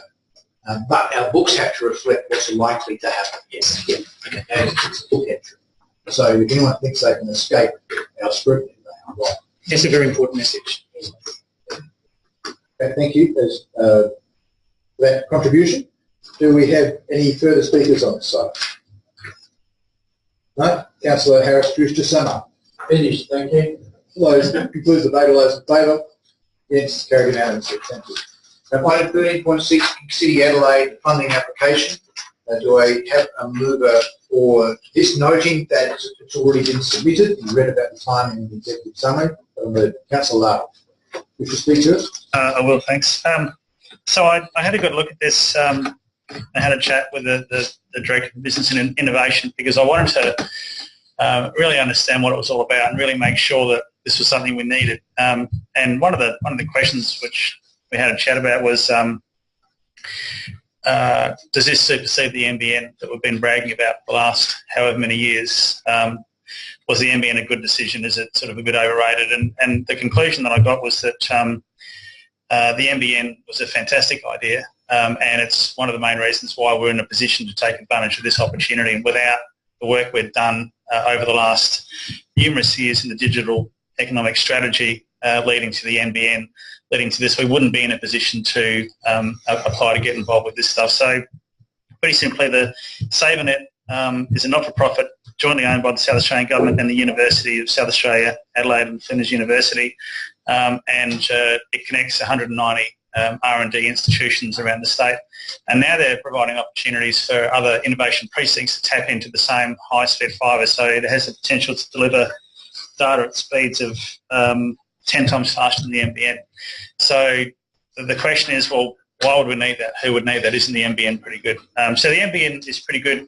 The way I think about it is that there's layers of usage and layers of data requirements and speed and those types of things. So for a lot of the businesses that we've got in our in our council, and for domestic use, the NBN is perfectly fine, and no one really has a problem with the sort of speeds that it offers. But there's a whole range of businesses who we wouldn't really be able to attract because their data requirements are significantly higher, and they just wouldn't consider locating in Prospect as a result. Adelaide City Council has been boasting about being a gig city for a long time, and in fact there's a global movement about people punching the air being a gig city. So it's really something to celebrate because it really does mean that you can then lift yourself into another layer of who you can attract from a business point of view. So the types of businesses that we could be looking at include defence, gaming, cybersecurity, fintech, and those sorts of businesses who really need those extremely high data speeds. So this opens up fantastic opportunities to bring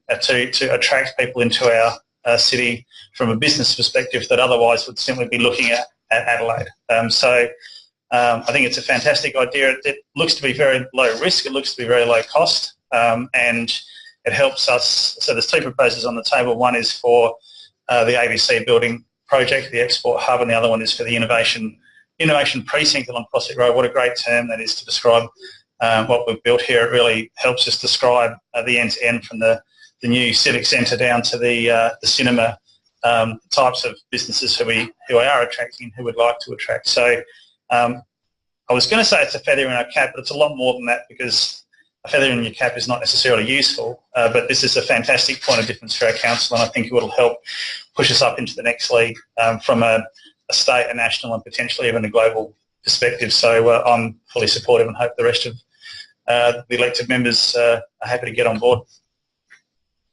Thank you, and well said. Do we have a second vote? Councillor Backen, could you speak to it? Briefly, it's actually really interesting to see the trajectory of the whole digital economy strategy. And I think probably standing here now, didn't anticipate that this kind of technology would be available in our city, and certainly concur with Councillor Larwood that the NBN sort of laid the foundation for thinking a bit bigger than we were, and looking at the transformation around us. I think we can really pull in people, the lifestylepreneurs, but also businesses that maybe want to take advantage of Prospect's location in between some of our research hubs in the city, out at Mawson Lakes, and the defence industries, and of course we've got a lot more new defence industries happening down in the port soon as well. So I think Prospect's a great place to be, and I think it's a great asset for the city to attract new businesses. So very exciting. Thank you. Any further debate? Just want to briefly say from the chair, FinTech, lifestylepreneurs in Gig City. If nothing else, we're inventing a new language.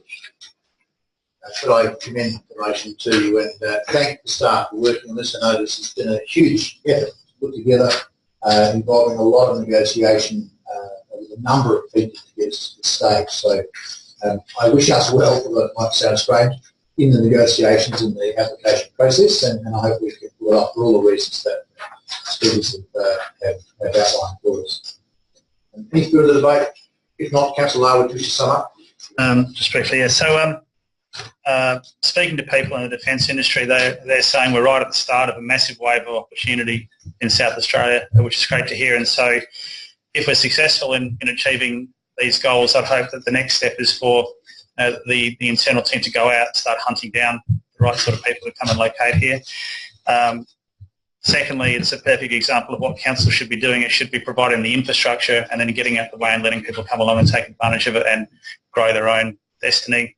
And thirdly, should it be successful, I look forward to informing the members of the Intelligent Community Forum about another great achievement that a city which didn't make the top 21 this year has managed to pull off, and keeping them in touch with what we're doing here. So thank you.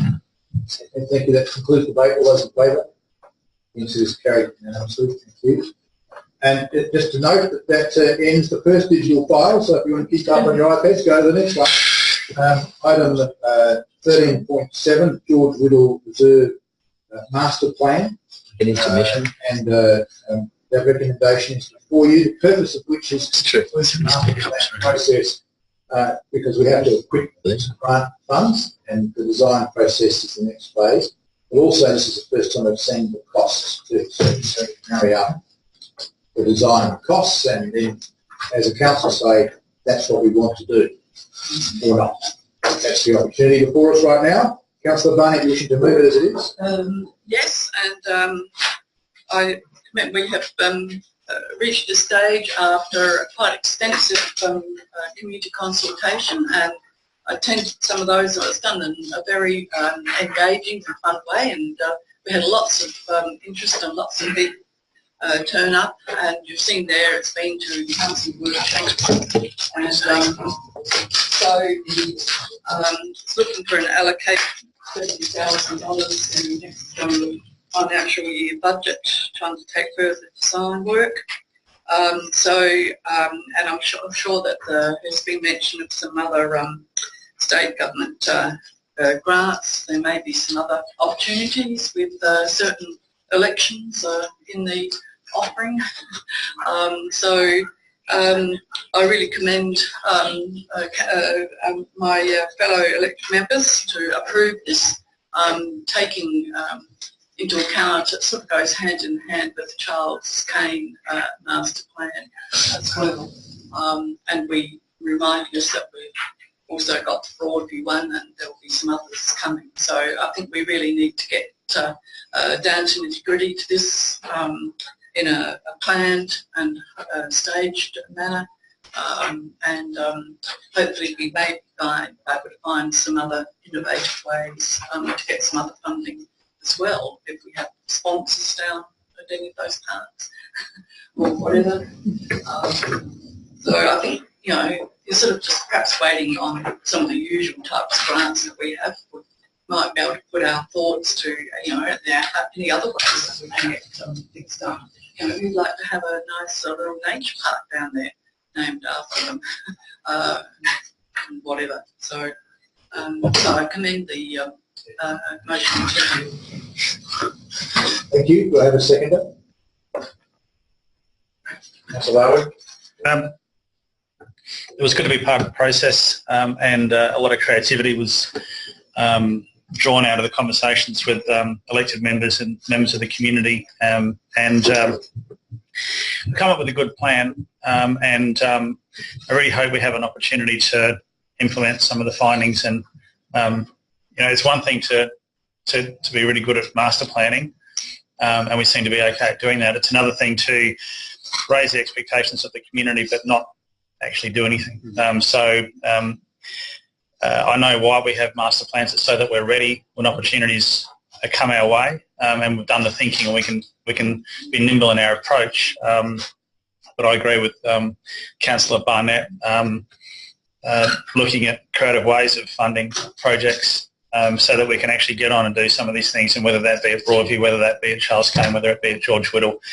I think that's really important that we deliver. So I guess that's kind of walking the walk as well as talking the talk. I look forward to seeing that progress over the next period of time. Further speakers, Councillor Harris. Okay. Thank you. Yeah, I'm going to support it, and definitely using the previous speaker and also the first one. It's great to have master plans, and we're very good at it, but put them into a practical thing is just as important. And maybe in the process of this one, which is 13.7, we could look down at 13.8, which is the next one, and see two names on it. And wouldn't it be great to have a park that's particularly phased to youth, bouncing around and jumping around on bikes and things, to think of some of the first peoples and their youth, and included in this master plan could be a dual naming. That would be, to me, excellent. But hopefully we get money and it builds on previous speakers we had here that want to do things at tennis courts and do everything else and build a click project and do everything else. I haven't won Powerball, and I don't, unfortunately, think I'm going to win, but I support the next step. Thank you. Councillor Gatt. I'd like to share everyone else's optimism, but I'm not quite as optimistic. I guess the process it's great to consult, but I'm just going to read from the URPS report just in regards to the skaters at George Will Reserve. So the skaters identified they were satisfied with the existing skate facility and would prefer to see no change to it. The skaters identified that the current skate facility is good for beginners and all ages, and anything new should cater for the same, not like others at Adelaide CBD. If the skate park was upgraded, they would like the new facility to comprise of the same core elements of the core facility. I don't know if that's in the detail, because I can't see it. They identified that they did not want the skate park to be like the one adjacent to Bowden development. If the skate park was improved, that they would like to work with the designer to implement it. So I'm just speaking for the skate guys down, like girls down there. I actually think it's quite a good facility. This is a lot of money, and I think given the climate of the amount of money we're spending, it's unlikely to happen. And I keep asking, but maybe we don't get a priority list. So what would be nice to have, need to have? And so for me, it would have been upgrade the toilets, some beautification. We could have dug the asphalt basketball court at the south side and made that park. And if it came back $500,000 cheaper, it's a lot more desirable. So I'm just concerned that we're looking at perfectly good assets and going, well, it's not as pretty as we'd like it to be. Let's propose something that's up here, raise the expectations, and we can't afford it. So I think we're just going to be more mindful of the kind of proposals we put forward to the community and to council and be realistic. So I'm just reiterating what the skaters said, and I'd actually like to see half of it as it is and maybe a lesser proposal. Thank you.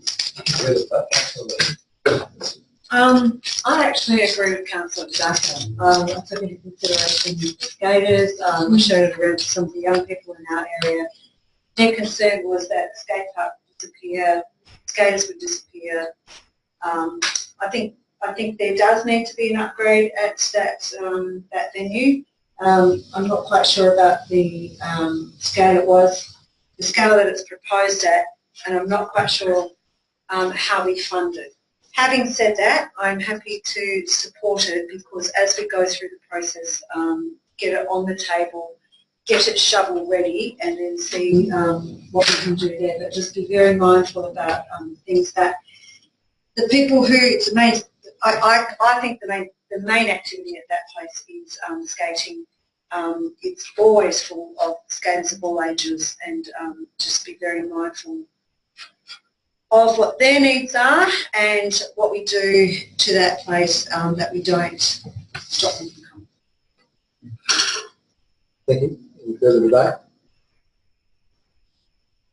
Just briefly, I have had a chat with the Director and the CEO today about this report, and just express my caution, I guess, in that this is the first time I've seen the costs associated with this master plan, and I don't believe in the consultation process costs or budget were discussed.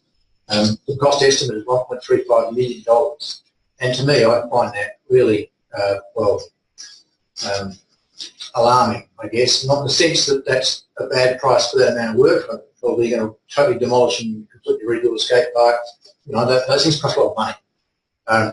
More alarming in the sense of we really haven't got to the middle of our park strategy. We know we've got 23 parks. I think we'd all have to put our hand in our heart and say most of them need a significant tickle up at the very least. We've done so far probably 2 properly, and Ernst Concert's not quite finished. The work we've done at Memorial Gardens cost less than half this budget, less than half.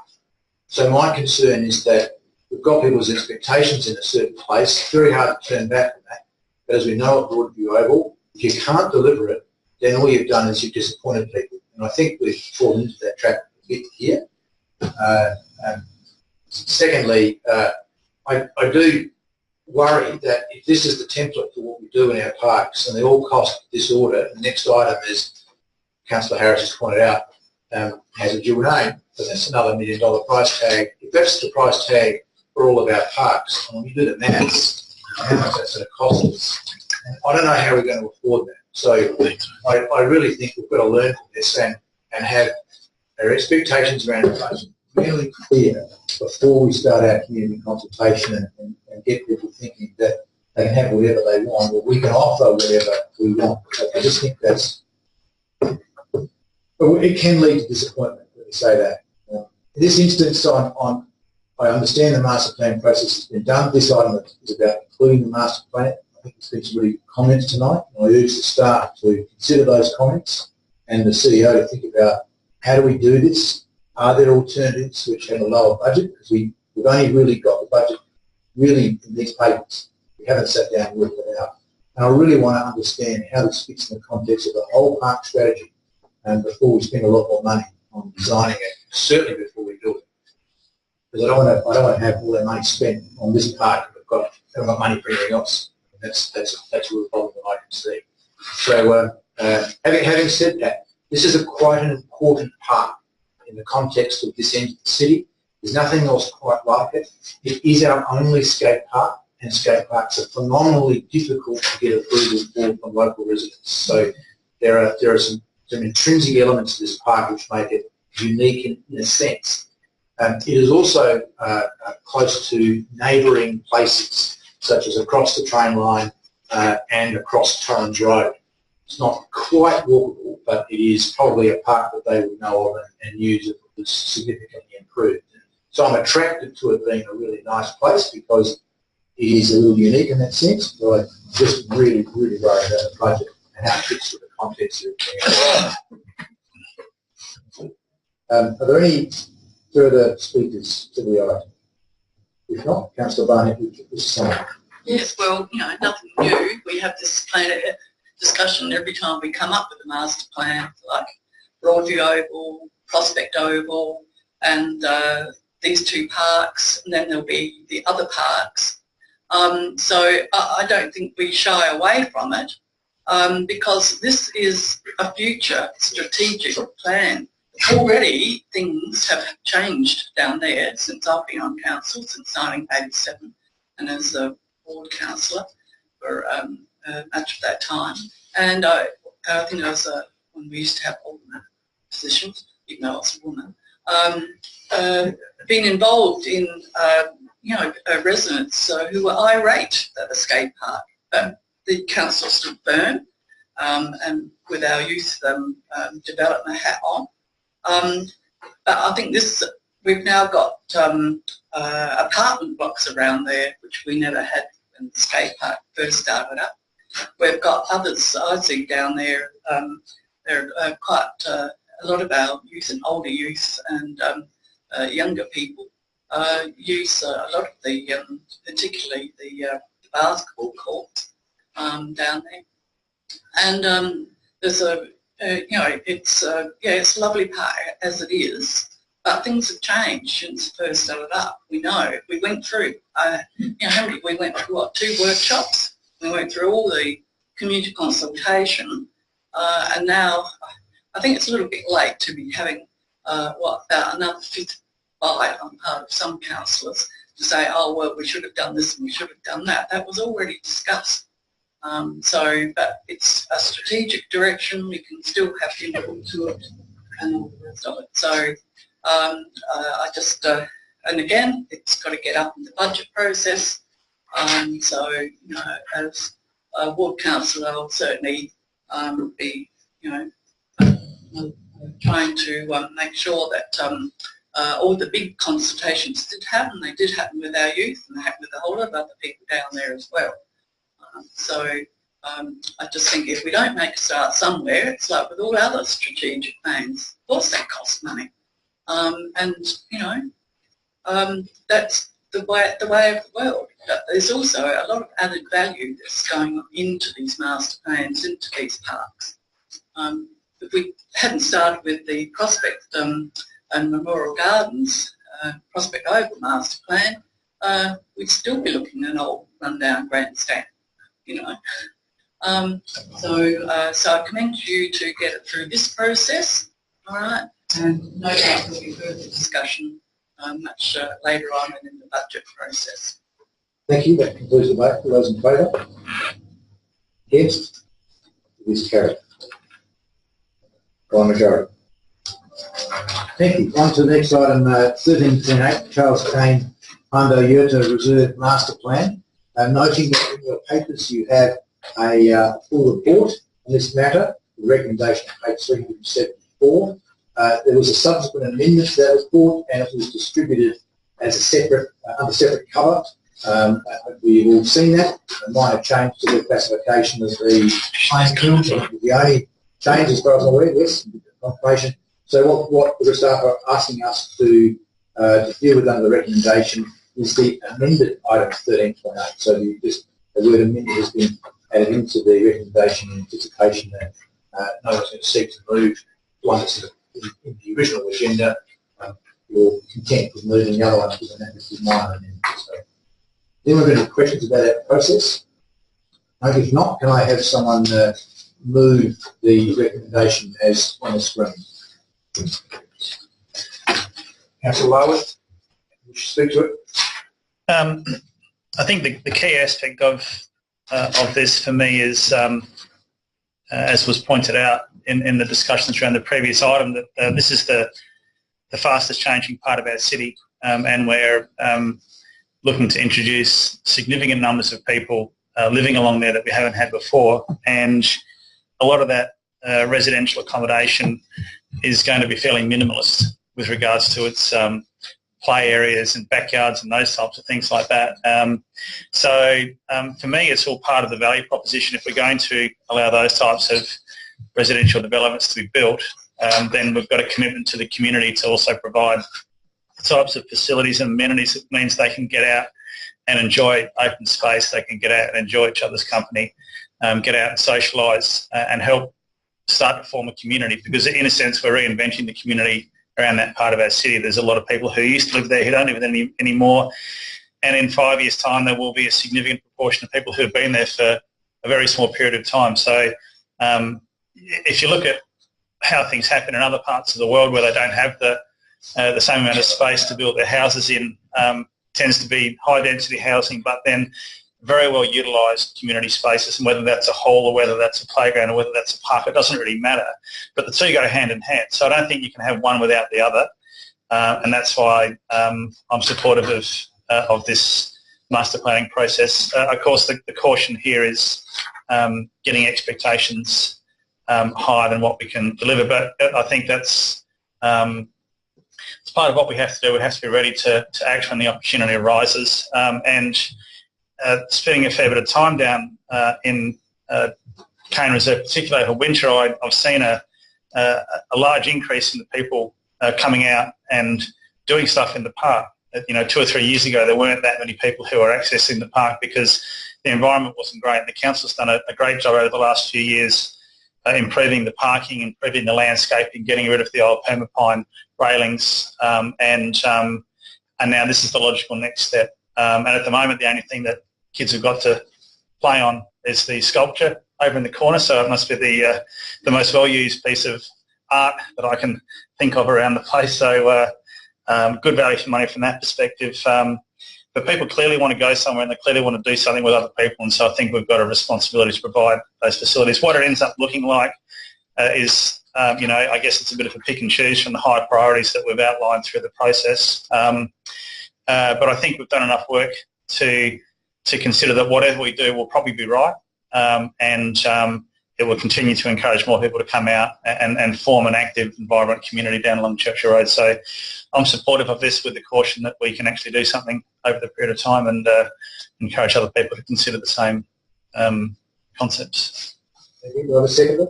Councillor Barnett, you certainly against some of the arguments before, and I urge those councillors that live in other parts of the city to support this, because I didn't agree with a lot of things that went on with the Broadview Master Plan, but I didn't vote against it to go into a strategic plan.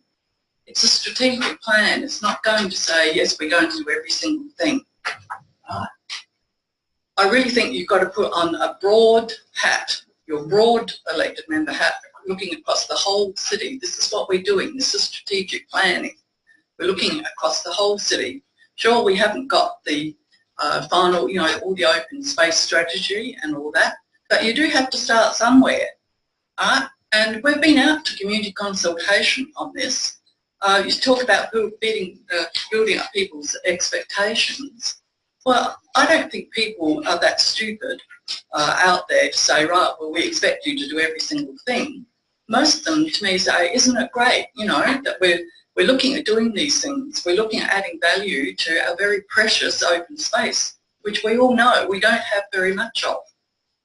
So, again, I commend you to put your broad elected member hat on, thinking across the whole city strategically. And even if some of your little pet parts haven't got up in this, again, it's been through the discussion, we've been through the workshop process. Please don't hold up progress. Thank you. Any further speakers? Deputy Mayor. I just have a question of detail and then just a comment. So on page, this is the new attachment, it's page 11, which is the aerial shot of the redevelopment. I just wanted to check item 5, which refers to a minimum 6 metre high safety net in the north-western corner. I'm just trying to understand, I don't recall seeing this in any earlier designs. I'm just trying to understand why we would have that there, why it's so close to the pitch. And I would have thought there would be a greater risk of balls shooting out onto probably second busiest road in Prospect than Churchill Road rather than a side street. So I'm just not sure how that's here there. I recall it being nets in all the schemes we've seen, but the question is why in the corner. Director, able to provide or CEO?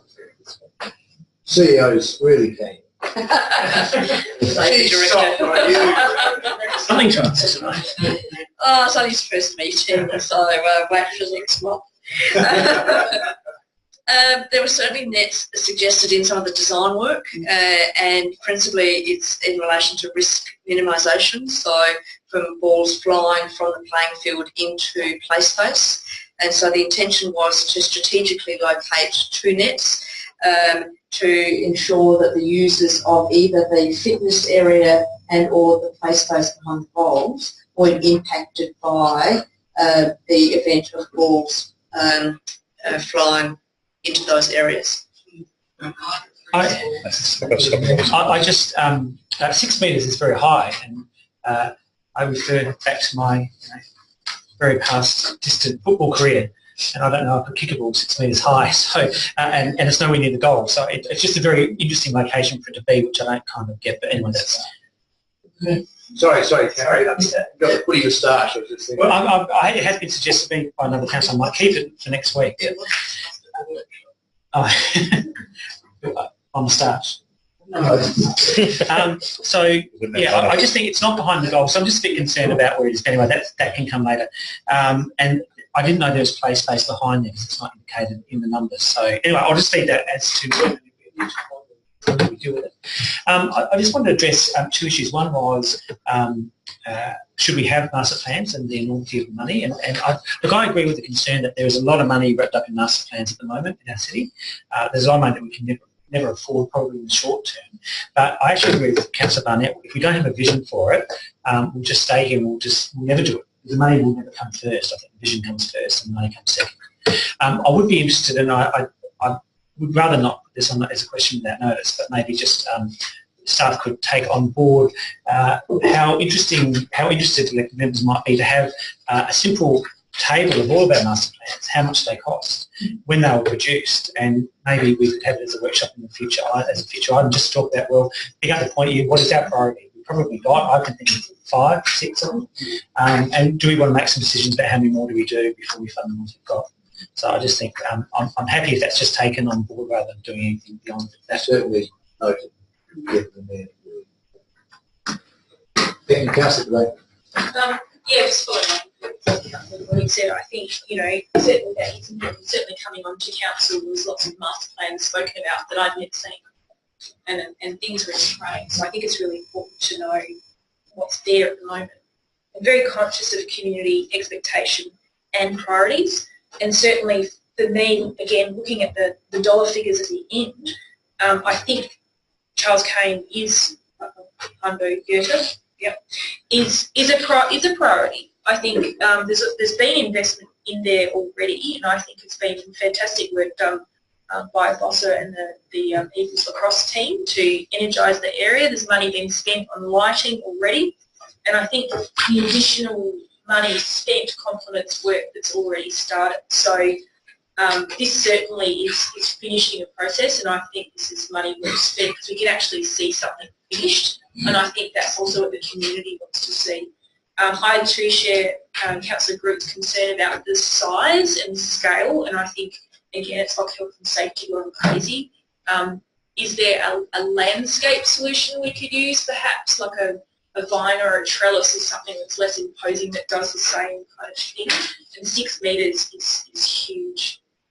So I think maybe that needs a bit of a rethink, but generally I think that will certainly add, 1, having the toilets open, 2, having a barbecue, 3, having the 2 different sort of play spaces. I think it would be a fabulous addition. There was mention of a walking track, or am I mistaken in that? A fitness track. All right, so the fitness track does not involve the same, it's just using the existing footpath. It's not creating a big, not like Broadview, right, just checking.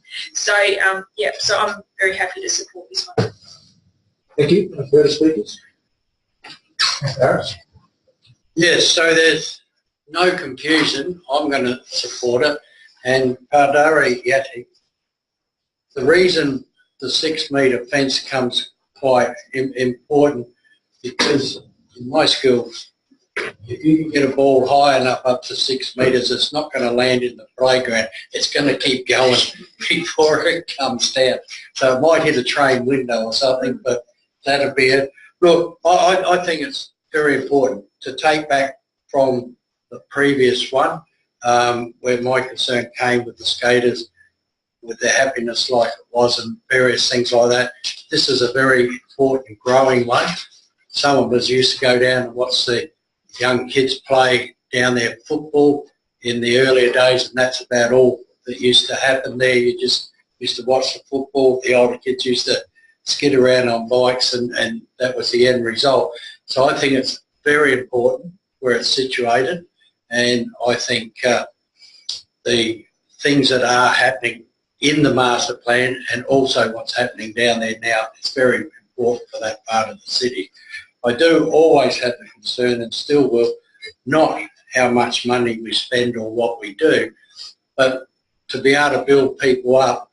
And you had 2 previous speakers here, that one in particular has sat through nearly every conversation here and down Broadview talking about the tennis and stuff like that for years now. And so it must break their heart to come here and they're not doing the same things for kids. So I don't like to build people up. But to me, this one it's the situation of it, where it is, the street, the new neighbours that will be coming, the family, the playground part and things like this. Maybe we won't have the money for it, but it would be very good to get it to the next stage, so I'll be supporting it. Thank you. Any further speakers? Councillor Larwood, just to sum up. There's been some great points made around the table in this discussion, and they're all relevant points and they're all good points. This area has the potential to be one of the most broadly used areas in the city of Prospect. I'm going to name it the People's Park, because it's accessible. It's not excluded and closed off through fencing. It's right out in the open, and people feel comfortable going there any time of the day or night. And I think if we can encourage more people to go there, the sense of security is going to grow, and the sense of being a bit of a destination and a meeting place, which is probably the kind of thing we want to encourage across all of our cities. So I think this is a great case study of how we can make that happen. I'm sure that we'll do it progressively over time, and I think the work that we've done here and the work that we will continue to do here will help inform our open space policy. It'll help us understand where our gaps are and the types of things that we should be looking at to complete that work, which has been going on for a while. So I think it's useful for a number of reasons, and Council has supported and helped the development and growth of that area over the last 3 or 4 years, and I think if we can continue to do that, then it's going to really become something which is incredibly special to a lot of people. Thank you. That concludes the vote. All those in favour? Yes, it's carried unanimously. Thank you. Item 13.9, traffic conditions on Edwin Avenue, Rutherglen Avenue, Galway Avenue and North East Road. Mr. Harris, do you have a question or you wish to move it? I will be moving it. So I can just do all my statements. Fire away. Yep. I'm very disappointed with it. I will be moving it. But I'm very disappointed when we come here and we ask the questions, and particularly when I actually see it on the agenda and it talks about Edwin, Rutherglen and Galway and the North East Road. There's no mention there of one of the main culprits of this section, which is the North Street, which is a very big part of that whole traffic complex of the problems. The fact that we're going to have one of these traffic management things, and that won't come in this current time, fair enough, but it'll come in the next budget, so it will come at some time. We've already made our comments about that, but I'm concerned that currently the report, and I've read it very well, the report in here, and it talks about various things and compares it to a 2007 management plan. So we're not confused. I was opposed to that one as well, because it's the biggest problem I see in any of these things we have of people coming in to look. We don't talk to the councillors in the area, and I'll be honest, I think we don't talk very much to the people that have the problem until after we have a report. So there's nothing wrong with the motion to have that looking into, but I'm still concerned that that will happen. We won't be spoken to, we won't be looked at until after we get the report. I see problems, particularly with the North Street coming in, and I don't want to take something away from one of my councillors here, but will come, if you look at these two streets, the last streets till you get right around the corner to Collinggrove with traffic coming into our city. Now, Main North East Road and Ditcher and all these people, they say they don't want to change various things. One of the biggest drawbacks of the biggest road, more cars come down the Main North East Road use that than does actually on the Main North Road. And you come in there and you've got two roads that people can stop and turn in front of these traffic. Now, I'll leave it because someone else might want to talk about the Galway crossing, so I'll leave that part.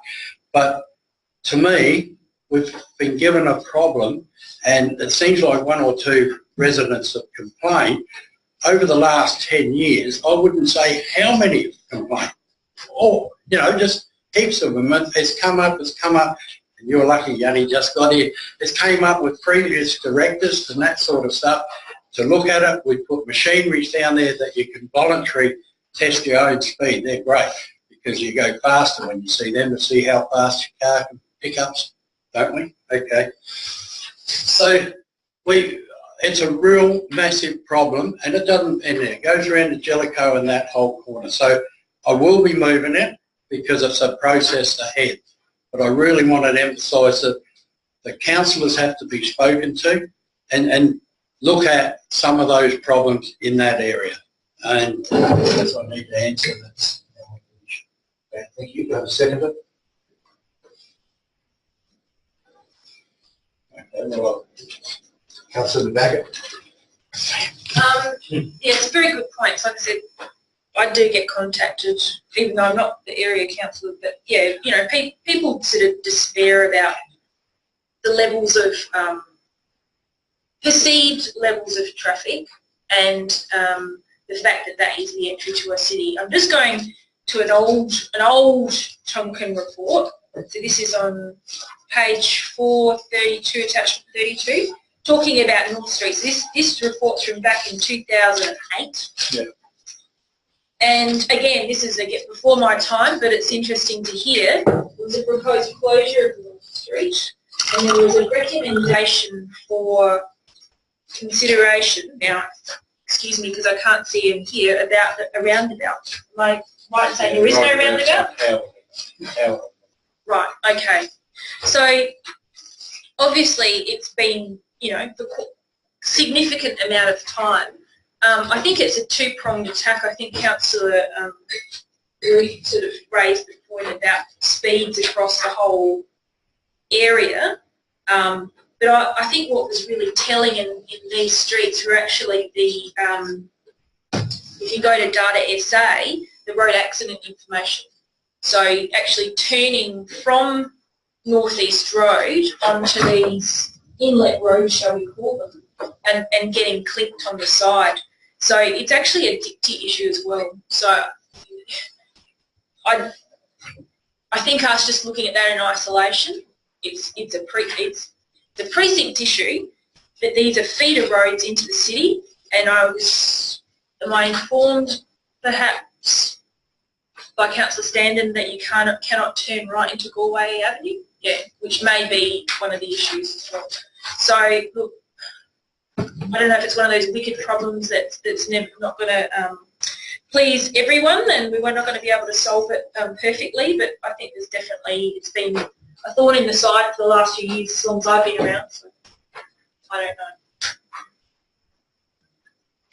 Thank you. It's the early retirement from Stanley. Sorry. I'm not quite sure what to say about that. I just did, so that's right. Thank you. Councillor Stan. Yes. Firstly, I must say that I'm actually not going to support the recommendation. The recommendation, I think, has become moot by Deputy Mayor's group's recommendation earlier, that we have some chats about the whole of the way that we approach the local area traffic management.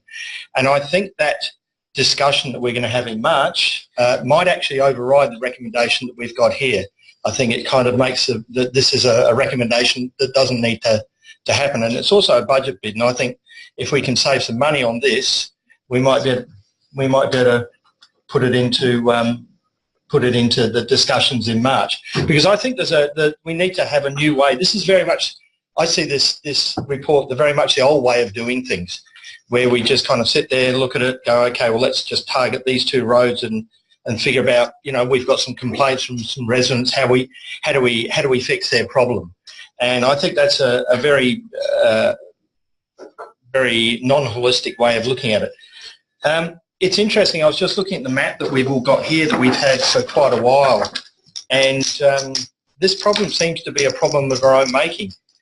Councillor Harris said that the only entry and exit points through the east of that precinct are, it's a kilometre between Collinggrove and Edwin, and the rest of it is completely blocked off. If you want to go east, if you want to go down Ascot Avenue to the freeway, that's the way you go. If you want to go to New Bunnings or you want to go to Tea Tree Plaza, that's the way you go. There's only two roads, unless you go up Regency and then go through to Mullers.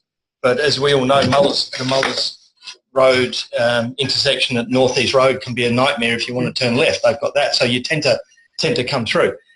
Interesting enough, we have in this map here, we've got Brook Street is open, so you can come in and out of Brook Street. But from I don't know how long ago did we sell that to the Hampstead Hotel? So 12 years ago, we blocked one of the only another view. So we've created these problems. We've blocked the end of Collins Street with Patch Reserve. Beautiful. I love Patch Reserve. Did we not do that? Yes. Yeah, we blocked that. So we've systematically blocked these east-west connectivities. The major problem, and I think Councillor De Backer said it, was the major problem that I think we have is that you cannot turn right into Galway. And I think if people could come down there, turn right into Galway, they wouldn't use Edwin and Rutherglen, because Edwin and Rutherglen are a little bit fiddly and you've got to go around cars. If you could simply turn into Galway, it would be arterial into Main Collector. And I think that, so I think personally, I'm not going to support the motion that we get some budget and do another report.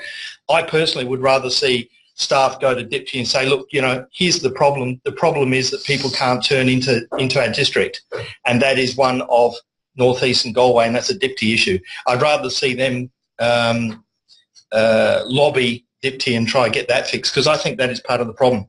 But it's holistic. That if we look at this tiny little problem, we forget that the reason that people are doing it is if you're coming from the plaza, you've got Mullers Road on the right, and it's all there's a right-hand turn there, but it might be red. So you keep going on the track down, and you get to Taunton Road, and it's blocked up there. You go, oh no, I'll keep going, and then you get to Hampstead Road, and you go, no, I keep going. And you've got one last chance to get in, and that's Edwin, and it's all because you cannot get these. So it's just the way that the road network is set up that these poor two little streets, Edwin and Rutherglen, get smashed by traffic that is not their fault, and it is a holistic issue that I think we need to look at. Look, I'm not going to vote for it. I think I'd rather see the money and effort spent in the in March talking about an entire precinct, council solution rather than just trying to fix two roads. Thank you. Any further speakers? Here, isn't it? It is incredibly frustrating to drive around there and get stuck at Brook, and then you've got to go right around the whole area again and get down to the Hampstead Hotel. The North East Road wasn't included in the study when it's one of the major problems. And I just wonder whether that whole LATM is got the right sort of borders in it. I mean, so I'm inclined to agree with Councillor Standen that I think it needs to be reconsidered and not in looking at it as a budget bid for the that particular LATM precinct. I really think that some of our precincts have actually changed in their nature, and I don't know when that one was set up, but there are all sorts of other road conditions that have changed, hallways changed, traffic lights, so I'm not inclined to support it. Any further debate? Sorry, Deputy Mayor. Thank you. Look, I would. I'm going to jump on that comment as well, and tend not to support this motion, not because I don't think it's a worthy motion, but it does run, I think, counter to the earlier motion that was accepted by council in terms of looking across the whole precinct. And I just want to demonstrate that, and I'll just go back to the reference that Councillor De Backer made in the Tompkins report on page 432 about the closure of North Street. And this, for me, really typifies our precinct-by-precinct approach problem. The advantage of closing North Street is it would significantly reduce existing traffic volumes in North Street and prevent any future redistribution of traffic into this route. And the disadvantage is there's a risk of alternative routes establishing via California Street, Laconia Street, Ream Street, and what have you. It's exactly my point. You make one decision about one street, and all you're doing is pushing the problem to neighbouring streets and neighbouring streets and neighbouring streets. I think the other thing we're doing by this recommendation is setting up an expectation for residents to say, oh, that's going to the budget process, so therefore we'll get funded, and therefore we're going to do something about it. And I don't want to predict the conversation between now and March 15 next year, but it might be that we come up with a different approach, which means it doesn't go to the budget. So I'm not particularly in favour of locking us into this. I think it would be better for us to consider this and make sure we do consider this as part of that long-term conversation. So I don't often not vote for very well presented papers to council, but on this occasion I will be. Thank you. Any further speakers? I'm just briefly from the chair, having lived through this as others, this is a very difficult precinct. There's no doubt about it. And in the previous report, even a Rutherglen wasn't really dealt with. It was decided that was at the lesser end of the evils, and so there wasn't a proposal. You read that in the Tompkins report. It was an issue. Some tickling's been done around yellow lines and orange biscuit bumps in the middle of the road. Some that have had some impact, but not really dealt with the primary issues, which I think other speakers have really summed up really well. The number of east-west routes through this huge precinct, very few. And we have over the years, others before me, sought to alleviate by closing off roads for various reasons which appeared to be good reasons at the time. But I think any traffic expert will tell you that having high degrees of permeability spreads the burden. Everybody suffers a little bit, but no one suffers a lot. In this instance, we can see what's happening. We've closed some key routes, and Edwin's getting more than its fair share. For east-west routes, also because it's a service station, and also because it is one of the very few U-turn opportunities travelling south on North East Road. So it's tricky. What I'm going to do, if it becomes a split vote, what another one I do, is support this, because what this does is it sets up a construct for a budget bid. That's all it does. And I think the staff are listening to what needs to be done. This is a precinct between North East Road and Main North Road that incorporates Collinswood and Nailsworth as the precinct says there. I would hope that it would expand up to perhaps Regency, so we've got all the main roads and what's inside it considered. I think it is, and for those who weren't around in 2007, when we set up the traffic management precinct process, there were 2 precincts in this area, and we said they have to be done together. Can't be done apart. It just doesn't make any sense. So even though it's big, we considered it as one big area.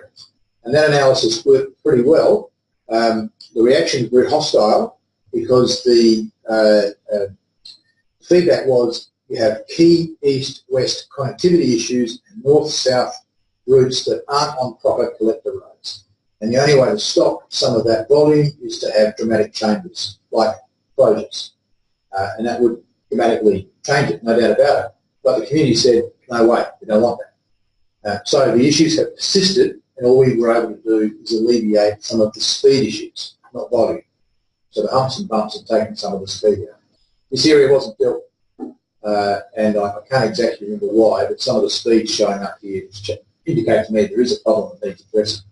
I think that we do need to have a budget bid to address this, no matter what gets up with the motional notice. We still need to employ somebody to do a whole bunch of work around collecting data, analysing it, providing recommendations, talking to the community, putting all that consultation effort together. And we've never done it for free. If we rely on internal staff, it's too big a burden and it tends not to happen because other things get in the way. So if it is a split vote, it can't be because there's 7 of you, someone might run away. I urge you to vote for this to keep the integrity of the budget bid process and have the discussion around what the scope of that budget bid is at budget time. So that's enough from me. Thank you. Any further debate? If they're not, come back to you, Councillor Harris, if you sum up. Sometimes it's great to come to this council. I've just changed my vote about 4 times in I was going to ask people not to vote for it. I'd like to just answer a couple of things, and I will be asking people to support it now. But to come back to a couple of things of areas, and a couple of people mentioned particularly Brook Street and Hepburn Street that goes into the hotel. And that was a whole deal done with the hotel and the council for car parking with all residents involved. When I say all residents, I mean there was gatherings, there was places in the hotel, there was people in the houses. It was one of the biggest sort of resident thing, apart from skate park, that I'd been associated with and went through. And it saved a lot of people, Hepburn, Burgo and Brook Street in particular, Minnie and a few others, into that traffic going to the hotel. Not so much going beyond that, but through that hotel sort of traffic. So that to me was an entirely different question. The blocking off of North Street and the roundabouts part that came up in the 207 thing came up with some of the people around the table still here, and that fitted into that beautiful one we got on the corner of Howard Street and Balfour Street. The hump on California Street that people still do their teeth and necks on. And so it was a whole thing that went right to Elementary Street and the thing. So the people in North Street, and I might say I as well, but the people in North didn't see the warrant of a roundabout, which was on the corner of Howard and North, that was going to be there. And blocking the end was too severe to a lot of people because it came onto Galway, which was a main route in and out. So I'm still going to ask people to do it, but when this 40-kilometre one comes up and the discussion around that, I don't think it's an answer for this real little area in here. But if it becomes one, then when it gets to the financial bit, it's out the window. But I think if we got it on the table, it gives the staff that authority or that knowledge to go ahead and start some sort of process for it. Because, like now Deputy Mayor again sort of pointed out, we don't want to sort of get people's hopes up and down. Well, I'll tell you, for 15 years, in those few streets there, the hopes have been going like that whole time through. They painted a black line, a white line, and then the day I went to hospital, we changed it to black. And then they put the yellow ones and they put the little dots and done a whole lot of things. And the hotel, the petrol station, the Caltex, all these things. But it hasn't come up with a final solution. And to me, hopefully that might happen. But the 40 kilometre is not that major problem there. It's the actual traffic coming through. And the real danger is Main North East Road, where the accidents have been. The other secondary one to that is the S-Bend, North, Galway, Edwin Bank. On that corner are cars ducking in front of each other. That is a massive, and that's why the only criticism I really had of the one that come out, there was no discussion of North Street. It was always a north-south run, and that's what everyone does. So I urge people to give this a go. If we sort out some of the problems in that meantime, so be it. Thank you. Okay, that concludes the debate. All those in favour? All those against? It is carried by majority. Okay, I might call a brief adjournment if I can for until 25 to 10. Sorry, Mayor, point of order just before you do. I'm just aware we've got some members of the public here and we've got about 300 pages to go. Is it possible we could call forward the items they're here for in the adjournment? Yes, during the adjournment I'll determine what they are and I can get you all leave to do that when we come back at 25 to 10. Why would we adjourn? Because I need a break. Sorry. I've been sitting here since 7 o'clock. When we walked out of that other thing, we've been in there for 3 o'clock now. So enjoy. Just 7 minutes. It's a robust bit of debate, wasn't it? Look, I think sometimes you can try to wait for perfection and then do something about it. And sometimes that also means nothing ever happens. It just becomes harder and harder and I don't bigger. know what you can do. I don't know what you can do. I've looked at it. Well, I think there's enough conversations around there to get them to, you know. It's all about the Galway turn. They need to fix it. Yeah. And it's the only reason people go to Agway. It's because it's the only way they can get in. Unless you want to go all the way down to Rosetta and Cassie and those down there, and then you've actually got past your point. And the problem is it's all our own making. You take Collins Road, it's got humps. So there's the path of least resistance is poor little Edward. Just gets slammed. It's a beautiful street as well. The amount of traffic going down North East Road has increased absolutely enormously since they've done. Where do you live? I live in Cassie Street. Yeah, that's right. So since they've done Oakden, Northgate, and now since increasing traffic, and we're actually starting to find get out. Is that because they come down Hempstead Road and turn on? I don't know exactly, but they come down northeast. They've now got 2 turning lanes on northeast into Nottage, and they're going down Nottage and then up Main North Road, and it's a massive increase in traffic. Yeah, just take it easy. Yeah. Listen, we're just checking. If you've got anything that you want to bring forward, No, I'm fine. it is here for the whole lot. Beautiful. I've seen your name in a couple of things, though. Have you? Yeah. In what do you mean? I saw your name in a couple of documents on the iPad there. Oh yeah. The licensing one. The wanted poster. Yes. That's good enough. Only one document. I love the way it's explains it. But the wanted poster. No. Oh yeah, it's what it's for. You've got to listen to me. You want to kind of make your mind up. There's not a real solution, though. That's the problem. If there was a real solution, it would be really easy to do it. Yeah. There's not. I think Alan's right. I think the 40K won't solve some of these things. You need other thinking to do it. Yeah, I know. And I know that even has it's a real pain in the back. The Galway thing. They're all related, right? Do you mean the right turn from where in Galway? From northeast. Northeast. So the reason people use it is because you're coming down Northeast Road and you want to get into the precinct.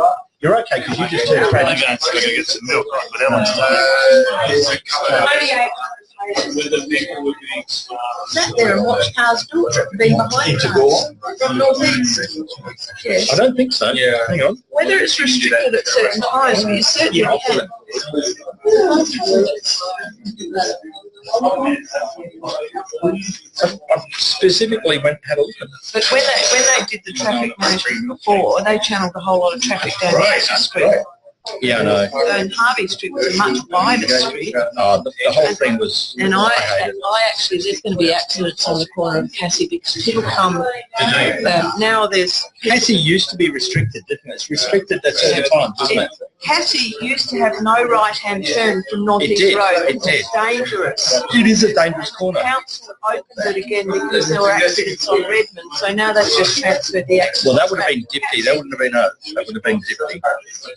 No, it was here. No, it was here. I came to a meeting and I came to a meeting of councillors about it. Well, how do we have control over North East Road? It was a long time ago. Oh, okay. Long time ago. Surely, there used to be 500 cars down the street. I think there's now about 1,500 cars down the street. I used to live in Cassie. Did you? Lots of people used to live in Cassie. I used to live in Smith Street across the road, too, behind the... people now... Cassie's a very narrow street. It's very narrow. It's not narrow. Well, you get now you get cars on both sides. Yeah. So if you're coming down the street, usually in the middle of the road, and people come around the corner really fast, so there will be accidents on that corner because they come around too fast. I do remember when it used to be that. What's that little back lane? Rosebery Lane. Yeah, I remember when that used to be two-way. Well, that's one of the things that's made a big difference to our street. This stupid bloody woman called Pamela Schultz moved into Harvey Street. Oh, that's right, and then moved out. And then moved out. Got everything changed. And it was just because she wanted to walk to the street. Too lazy. Down Dr. Pamela Schultz, wasn't it? As I remember rightly. Yes. She got all the bloody hump down Harvey too, as I remember. Yeah. And she was very lazy because she never walked, and she was too lazy to go to North East Road to walk to the shops. So she wanted to ban all the cars so she could walk leisurely down shops in the middle of the road. Is that it? I could never work out her what she wanted. Oh, she's just selfish. And they were telling the council that there were all these accidents. And when I said to Justin Commons, can you tell me what the accidents are? Oh, so stupid. It was vandals. It was kids walking down the street and kicking the plants and stuff like that. And they're bullshitting on to the council about sort of car accidents driving down that lane. You go through the end of a big terrace. Hey, look. I'll let it load up. Hey, look, no right-hand turn. Between hours. Is it between hours? I don't think that is. I think it is. Oh, they've blanked it out. No, there's no, the little arrows are all straight. There's no... Find that you can do right-hand turns at certain times. It's just peak out. Can't do right-hand turns. There's no, I don't think you can. There's no line around there. There's no follow line. Oh well, I've seen cars do right-hand turns. I've got stuck behind them while they're doing it. And I don't think they should be. That would alleviate a lot of problems. Poor little streets are getting slammed. Look, the amount of traffic going down their streets is actually less than goes down our street. I don't know, and that... Yeah. And at the time that North Street stuff was being done, we had more traffic going down our street, and it was just because there was somebody in North Street who was carrying on about how terrible it was to have cars driving down their street. And the council was, people on the staff were responding to it. We're always going to There's no equity in what there never is. This is the problem I have all the time, is that it takes one person to complain and get something broken, and then it takes 500. From an environmental point of view, I'm going to get a report done. Speed humps are a nightmare environmentally. 48% more fuel going over a speed hump. Okay, elected members, start it again. We are trying to avoid that. That is, there you go. See? Anyway,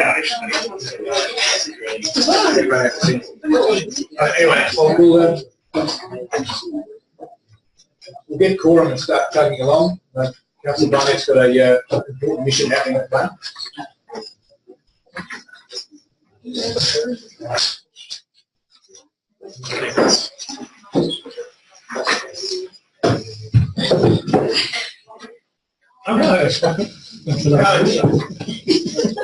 Thank you, elected members and staff and members of the gallery. I've been asked to request your indulgence to move item, let me just get the number right, 15.7, right? Forward as the next item. We'll just leave the meeting to deal with item 15.7 next. All those in favour? Against, it is carried, and thus we will do that. So if you turn to your agenda papers on eerily, page 666, to do with the importance of the matter, or where it's from, or what it might achieve. It's got to be a page 666, somewhere in an agenda 850 pages long, isn't this the... Absolutely, yes. It is one of the longest agendas. It is a record-long agenda, I declared in my term on my time in council, as I haven't had Councillor Barnett confirm that it's the longest ever in her time, but we'll deal with that over later. Pretty normal in the old days. Oh. Okay, so item 15.7, the 666 there is the report is comprehensive about dealing with matters that the members have raised and asking us to note that process is underway. Does anybody wish to move it in its current form? Yeah,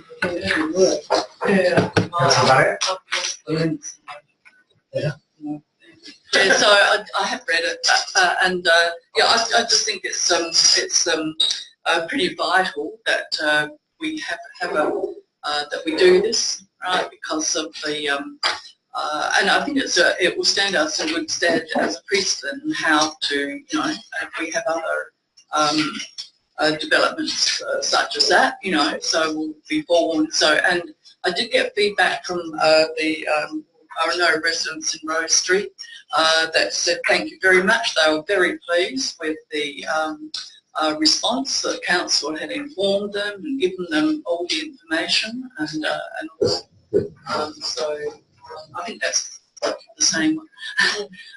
Yeah, so happy to support it. Okay, thank you. Do I have a seconder?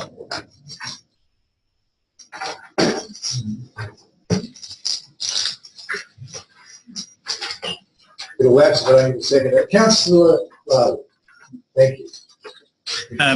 Just like to echo the words of Councillor Barnett, and that's all. Thank you. Any further debate, Deputy Mayor Grigg?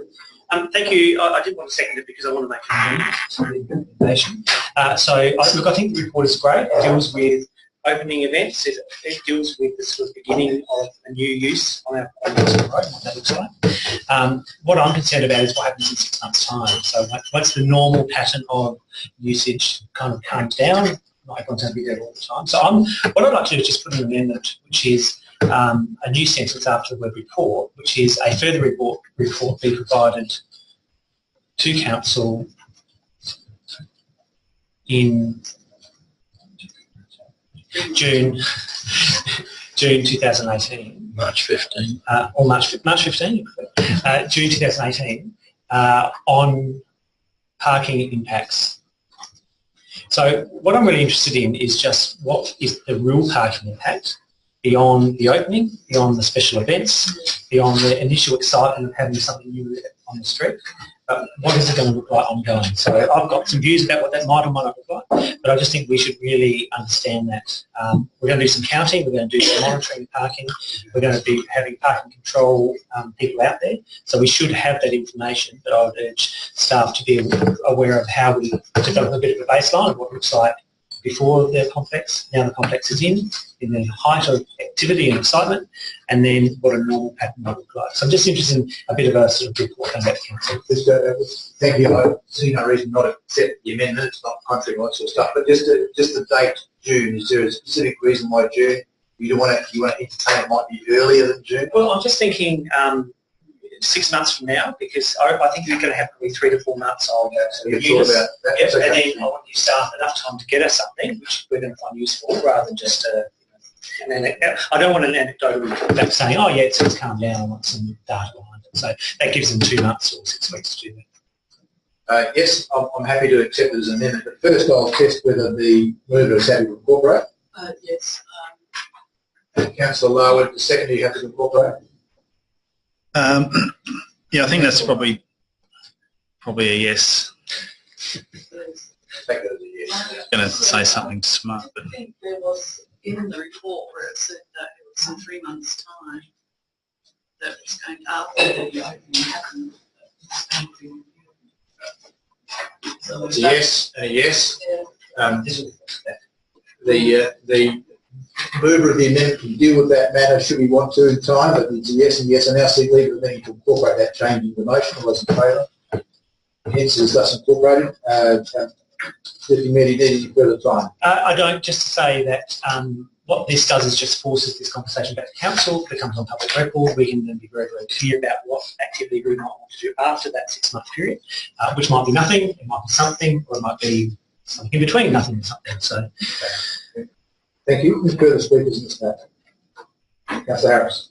I have a question first, please, and page, actually 666 is my page, and parking control, and I've marked it down and go through, and it's between the opening phase, November, December and that, but the second paragraph, patrols will be undertaken on a daily basis between 10 a.m. and 10 p.m. to enable council to identify. And it talks about ordinary hours. And my question was, is that ordinary hours for our parking people to be working? Which I assume 7 o'clock in the morning or 7:30 and that sort of stuff. So will that mean we put on other inspectors or whatever to the 10:30 at night? Thank you. I'll take the CEO or who? I'm deputy, but I'm sure the director can actually provide some additional assistance. We are putting that inspectorial service in place because of the development for a period of time. The normal operating hours for our inspectors are not 10 a.m. to 10 p.m. So they essentially start around earlier in the morning, 7:30, and run through to 5 p.m. So we are looking at some additional inspectoral service so that we can really get understanding of the impact of car parking demand and or impact on the residents. Yes, well, I'm going to support the trial, particularly for a length of time, having looked at it.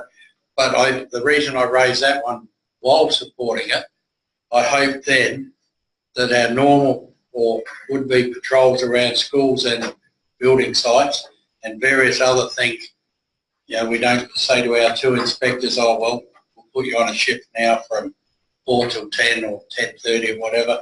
So that is a concern I have there. The other concern is if it does say 10 p.m. and then knock off most probably 10:30 or something, concern, I'm assuming the picture theatre doesn't shut at 10, I think it's about a midnight sort of setup, that maybe during this brief time that we're looking, that we speak with the inspectors or whoever's doing the patrolling and suggest maybe we might have to go to 1 o'clock a couple of times if we hear from the residents. It's more in the night time when people are leaving and that stuff. That's my only concern. Otherwise, I support the motion. Thank you. Councillor Dack.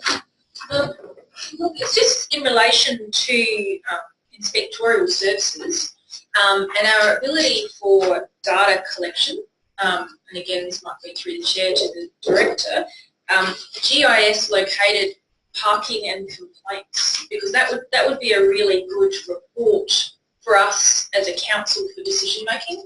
So if we can see where the complaints are coming from and where fines, all sorts of things, but for parking particularly, and where the fines are happening, we can see the kind of, tricky spots.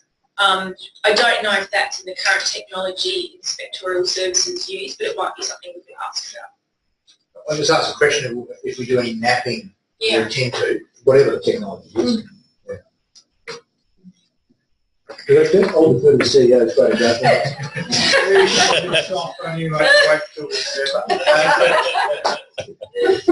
I think that's a very good suggestion in terms of being able to represent the data that we're collecting, and we'll certainly investigate that so that there's visual representation of where peak car parking demand is occurring, so that you can consider that. Thank you. And Director? No, I invited you. Through the chair, what Councillor Harris, you mentioned about finishing at 10 o'clock rather than 12 o'clock, maybe when cinema goal is fully finished. There's 2-hour parking limits around that area, so there's no point in inspecting after 10 o'clock because they'd be within that 2-hour period of parking. Thank you. Councillor Rebecca, anything further? Okay, any further debate on the side? Right, back to you, Councillor Barnett, which is sum up. No, I think that's good points Council raised, and so I think all those involved in the affected by it will be keeping interesting watching brief points. Absolutely, yeah. Go to conclude the debate. All those in favour? Against is carried unanimously. Thank you. So, members of the gallery, if you're here just for that item, that concludes all the discussion on that item tonight. Thanks for your interest, and we wish you well. And give us a call and tell us what it's like to be home before 10 o'clock. We'll carry on toiling to make the city a better place. Okay, we got up to item 13.10. So now resume at that point. The North Parklands concept plan proposal. Recommendations on page 465. So recommendations there, a little bit of it's circulated. So something happening with the recommendation. I don't know what caption. There.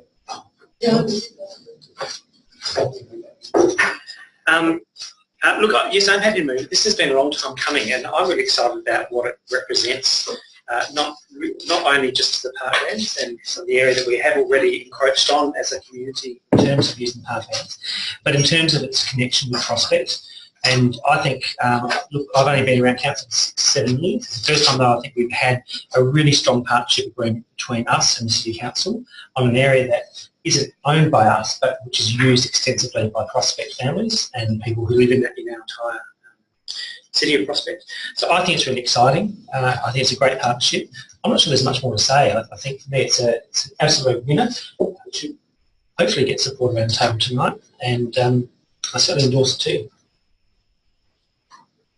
Second, Councillor Rebecca.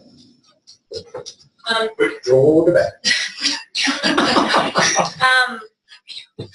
So I'm with the group on that one. I think it's any opportunity for partnership and councils and local at different levels of government talking together is a good one.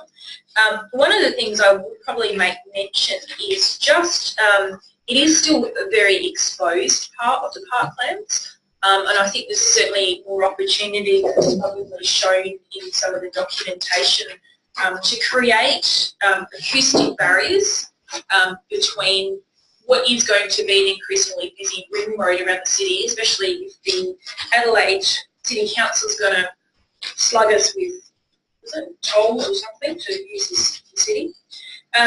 So it's on the radio. I'm just mentioning things like earth berms, so making sort of earth mounds to create some sort of sound barrier, and I think that could greatly improve the amenity of those park areas just sort of over the way. I think one of the reasons they don't get used is it's quite exposed.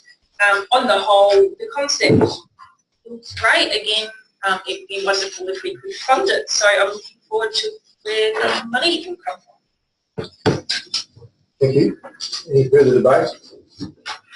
Councillor Harris. I was trying to think quickly, but I wasn't a good flicker. Look, I actually support it, and it's good. It opens up those avenues so us people that ride push bikes into the city and various things, they don't have to be frightened at night time. They can live under the lights, and the young people in particular using the ovals for the football and things and getting to swim. I'm always concerned though, we've got a section on the other side of the road that is trying to be returned back to what it originally was, to keep our heritage and that sort of stuff. And so why this plan, I actually support it. I think it's quite good because it's making good use for our people. But sometimes it's important in the parklands area in particular. It's the last sort of bastion that we got in the city, that some of these places stay as they were or be encouraged to be more like they originally were. We've got roads, we've had discussions here before. Every now and then the roads creep out further and further. They can't come into the houses, so we chop into the parklands. And as some people know, according to Arnie Josie and a few others, that's where the Menindee people live. So it'd be so beautiful to see that return to some sort of nature park of what it really was. We won't have the lake there and all that stuff, but it will be that sort of good. So I think, I believe what is here is very good for that area. But I do keep in mind the surrounding things. We should try and keep it as much as possible, as is. But I support it. Okay. Thank you. From the chair, this is the result of a lot of hard work. You've mentioned this a few times here. Getting this partnership's been it's been a long process, to sum it up that way, and I know the CEO has been working pretty hard behind the scenes, as have the staff, including our urban strategist, Jean Fong, working with the design team at Adelaide City Council in partnership. And it is breaking new ground in terms of our staff working with their staff in partnership. It's breaking new ground, mayor to mayor working on something like this. And it's breaking new ground putting in a joint funding request to the state government. So it is a number of firsts here. And I'm pretty excited about the principles that we're setting up. And I'm not at all afraid of admitting that it's been a hard road to sort of plough that new sort of field. And we're not out of it yet. This will take a lot of negotiation to get any money here. And to keep it high on the Adelaide City Council priority list. So I just encourage you to keep this front of mind. If you're talking to an Adelaide City Councillor and you need to have a meeting with them, have the meeting in the Northern Parklands and encourage them to soak up the current ambience, and that might get them over the line. They have been quite supportive recently. It is going up to the council meeting tonight. It's been passed tonight. Excellent, thank you, CEO. That's great endorsement, and I expect tomorrow we will be off before the Minister.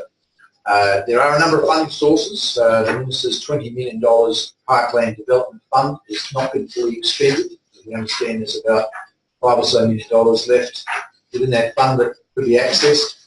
The Department for Planning, Transport and Infrastructure have expressed an interest in helping fund some of the separation of the cyclists and pedestrians from roadside or on road to separated lanes, and there may be just from other sections of government, such as state development, to enhance the experience of going on Maintenance Road through the parklands, because at the moment it's pretty ordinary, but it is the gateway to the city and it's the gateway to the north at the same time. So I think strategically it's very important for our people, but there's a number of other strategic benefits to sections of government that I think will attract their interest and hopefully their funding support. So I'll keep chipping away at it.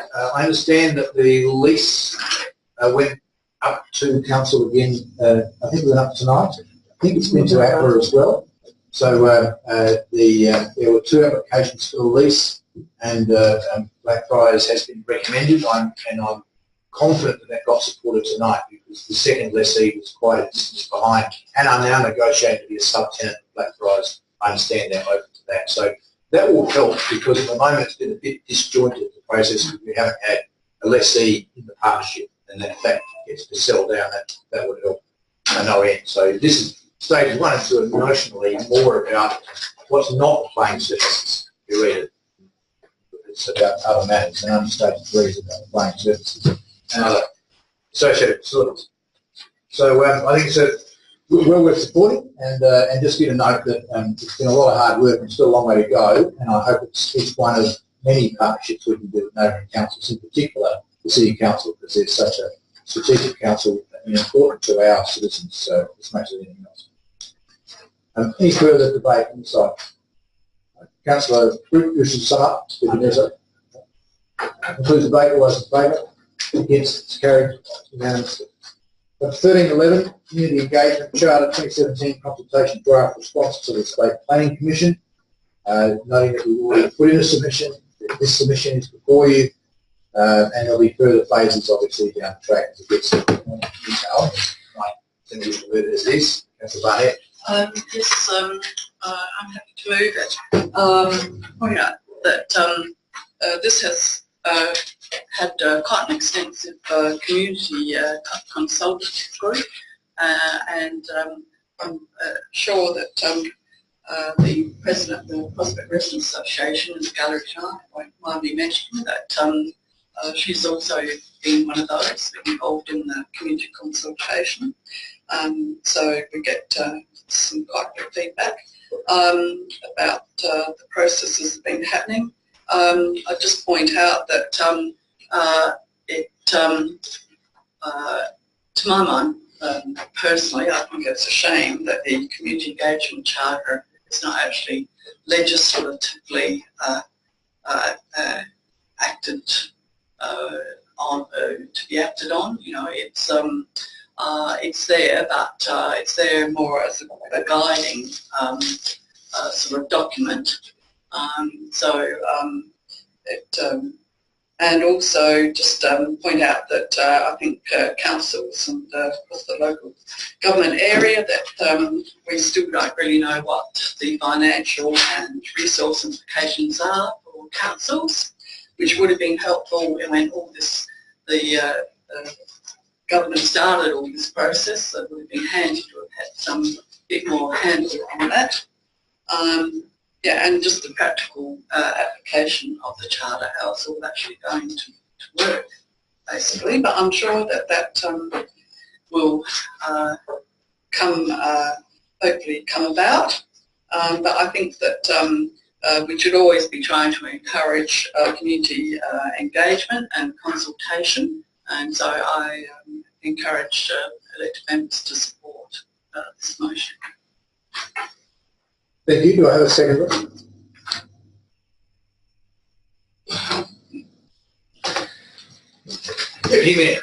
I'd love to second it. Thank you very much. Look, I think Councillor Barnett's covered all the main points, and I think the application of IAP2 principles to any consultation process, ours included, is really important. Can I just point out, so just a very, very minor issue, in the actual letter itself, in the first paragraph there was a typo in the second last line. If you can make sure that's fixed before it goes out. It's interesting that you noticed that.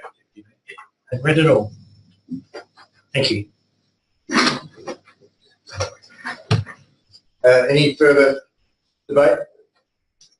Councillor Barnett, did you wish to sum up the typo? No. To conclude the debate, all those in favour? Yes, carried unanimously.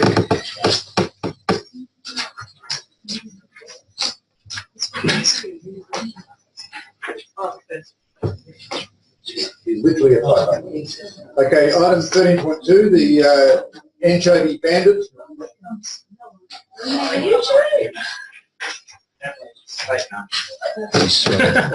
Thanks for your interest to this late hour. Yeah. Anchovy bandit 1312, application for liquor licence. You've read the report. They have modified their application to fit within our policy. And that is what is before you in terms of recommendations, along with the conditions we've applied to the cinema in terms of refuse pickup and the like. We're happy to move it as it's before us.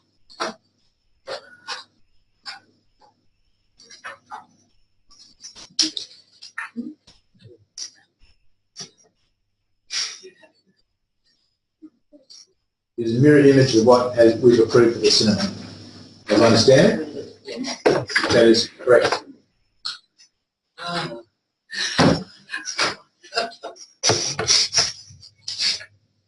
Okay, I don't live there.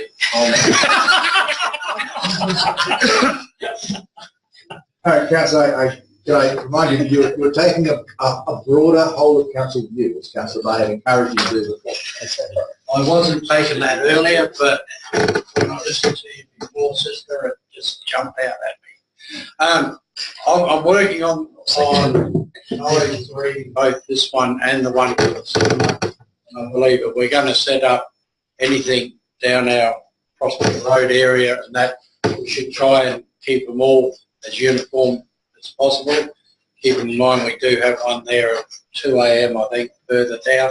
So we'd be in a far better position if it doesn't work at this place or any other place on Prospect Road. It makes it easier to try and tackle and correct the things. So I think it's very important for the people that live around that we don't dingle bottles and cans and things like that.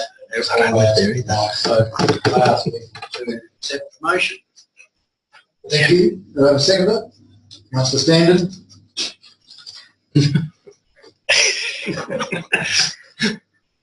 On the rare times that I'll get over there, I'm sure I'll enjoy the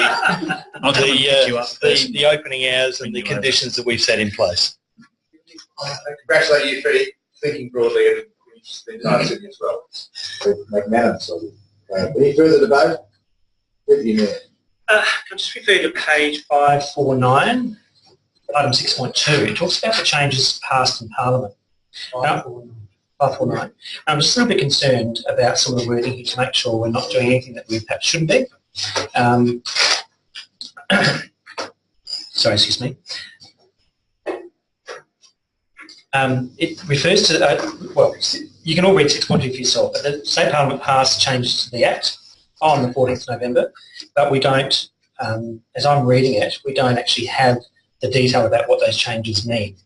So we are, at the moment, making a decision based on a previous Act, which may no longer be in effect. So I'm not sure whether this Act has received royal assent and gone through the process to become enacted. But I just want to make sure we're not doing against ultra vires and that we're operating within the guidelines we should do. CEO. Thank you, Mayor.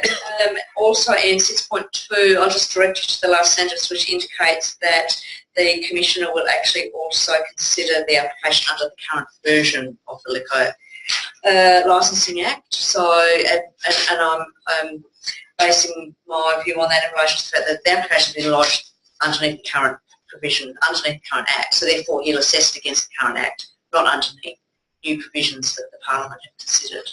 So, sorry, can you just define for me what's the current Act? CEO. So, just to clarify, you mean the Act in entirety? Or? Well, the Act is amended on Tuesday the 14th of November, or the Act in place prior to the 14th of November? What's the current Act? The Act prior to 14th of November, so it's the Liquor Licensing Act. The current Liquor Licensing Act, I'd have to ask the Director if there's been any amendments to cause it to be a date. But I'm sorry, it says though that there were substantial changes to the Act, and that's why I'm concerned. To the Chair, as I understand, those changes don't yet apply, so we've received notice that changes are discussed, so they may need regulation or anything to authorise that. Okay, another tricky one for you. Can they be applied retrospectively? The changes to the Act? Through the Chair, I wouldn't have thought so. And Director, can I just leap in? This application came before the 14th. I would assume it's being assessed under the conditions that existed before the 14th. So that's your understanding, that's how you bring the report? Yes. Okay. It might not be the case for subsequent applications. Well, exactly right. And so given that, I predict that we'll have more coming to us and those regulations may not be in place by then. I just think maybe in future reports we need absolute clarity about the differences in the Act, the differences in our decision making and what the effect that might have. Through the Chair, once we know more and once it is in place, we'll certainly provide that advice. But the latest advice I've got is the changes forecast will not apply for some time, whatever that means, whether it's weeks or months. So that being said, I would anticipate dealing with the others within the cinema complex under the old regime, consistently with how we're dealing with this one tonight. Sorry, one other question. So on page 552 is a copy of the actual liquor licensing notice of application. It talks about the application's been set down here on the 20th of November. Wasn't that last week? So the hearing. Sorry, the hearing was scheduled for the 20th of November.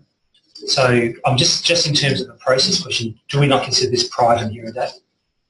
Through the chair, we advise the Office of Liquor and Gambling of our council meeting date, and they will be awaiting our information. So I don't believe the hearing took place. They rescheduled the hearing to follow our advice. Sorry, you're certain of that, or you think that? Sorry, I just want to be absolutely clear that we haven't made a decision on the basis of something that's already been heard by the. I am 100% certain by virtue of Scott McCluskey nodding behind you. I can't see him. With me.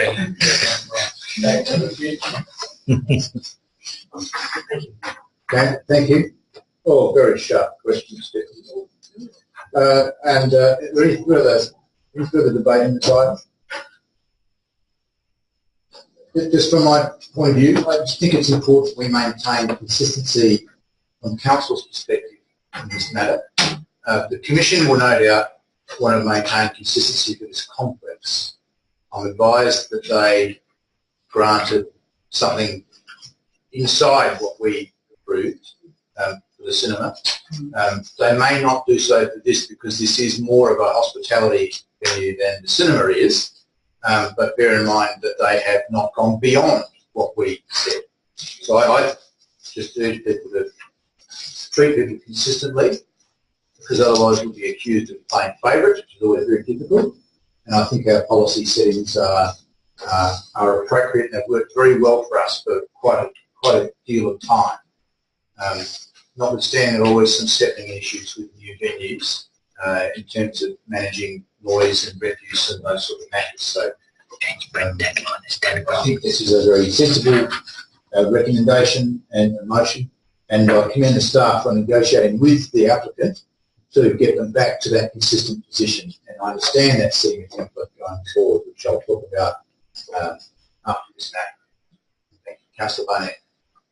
Yes, I think my dilemma, perhaps as a narrative of more of the act or something or other, is that we've got the shop or the entry banner, you know, it's in the cinema complex, physically located there, and yet the cinema gets treated differently for the same use of liquor and serving liquor and everything.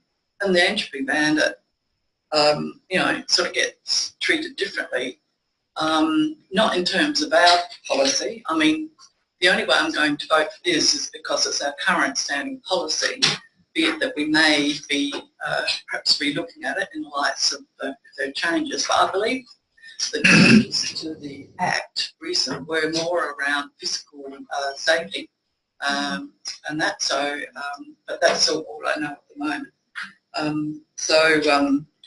Yes, but I mean, that's my concern, is I can't really see much of a difference.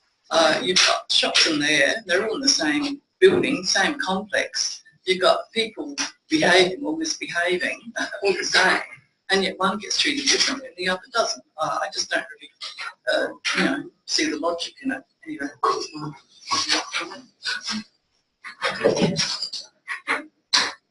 Houses, but reason why. Councillor Back.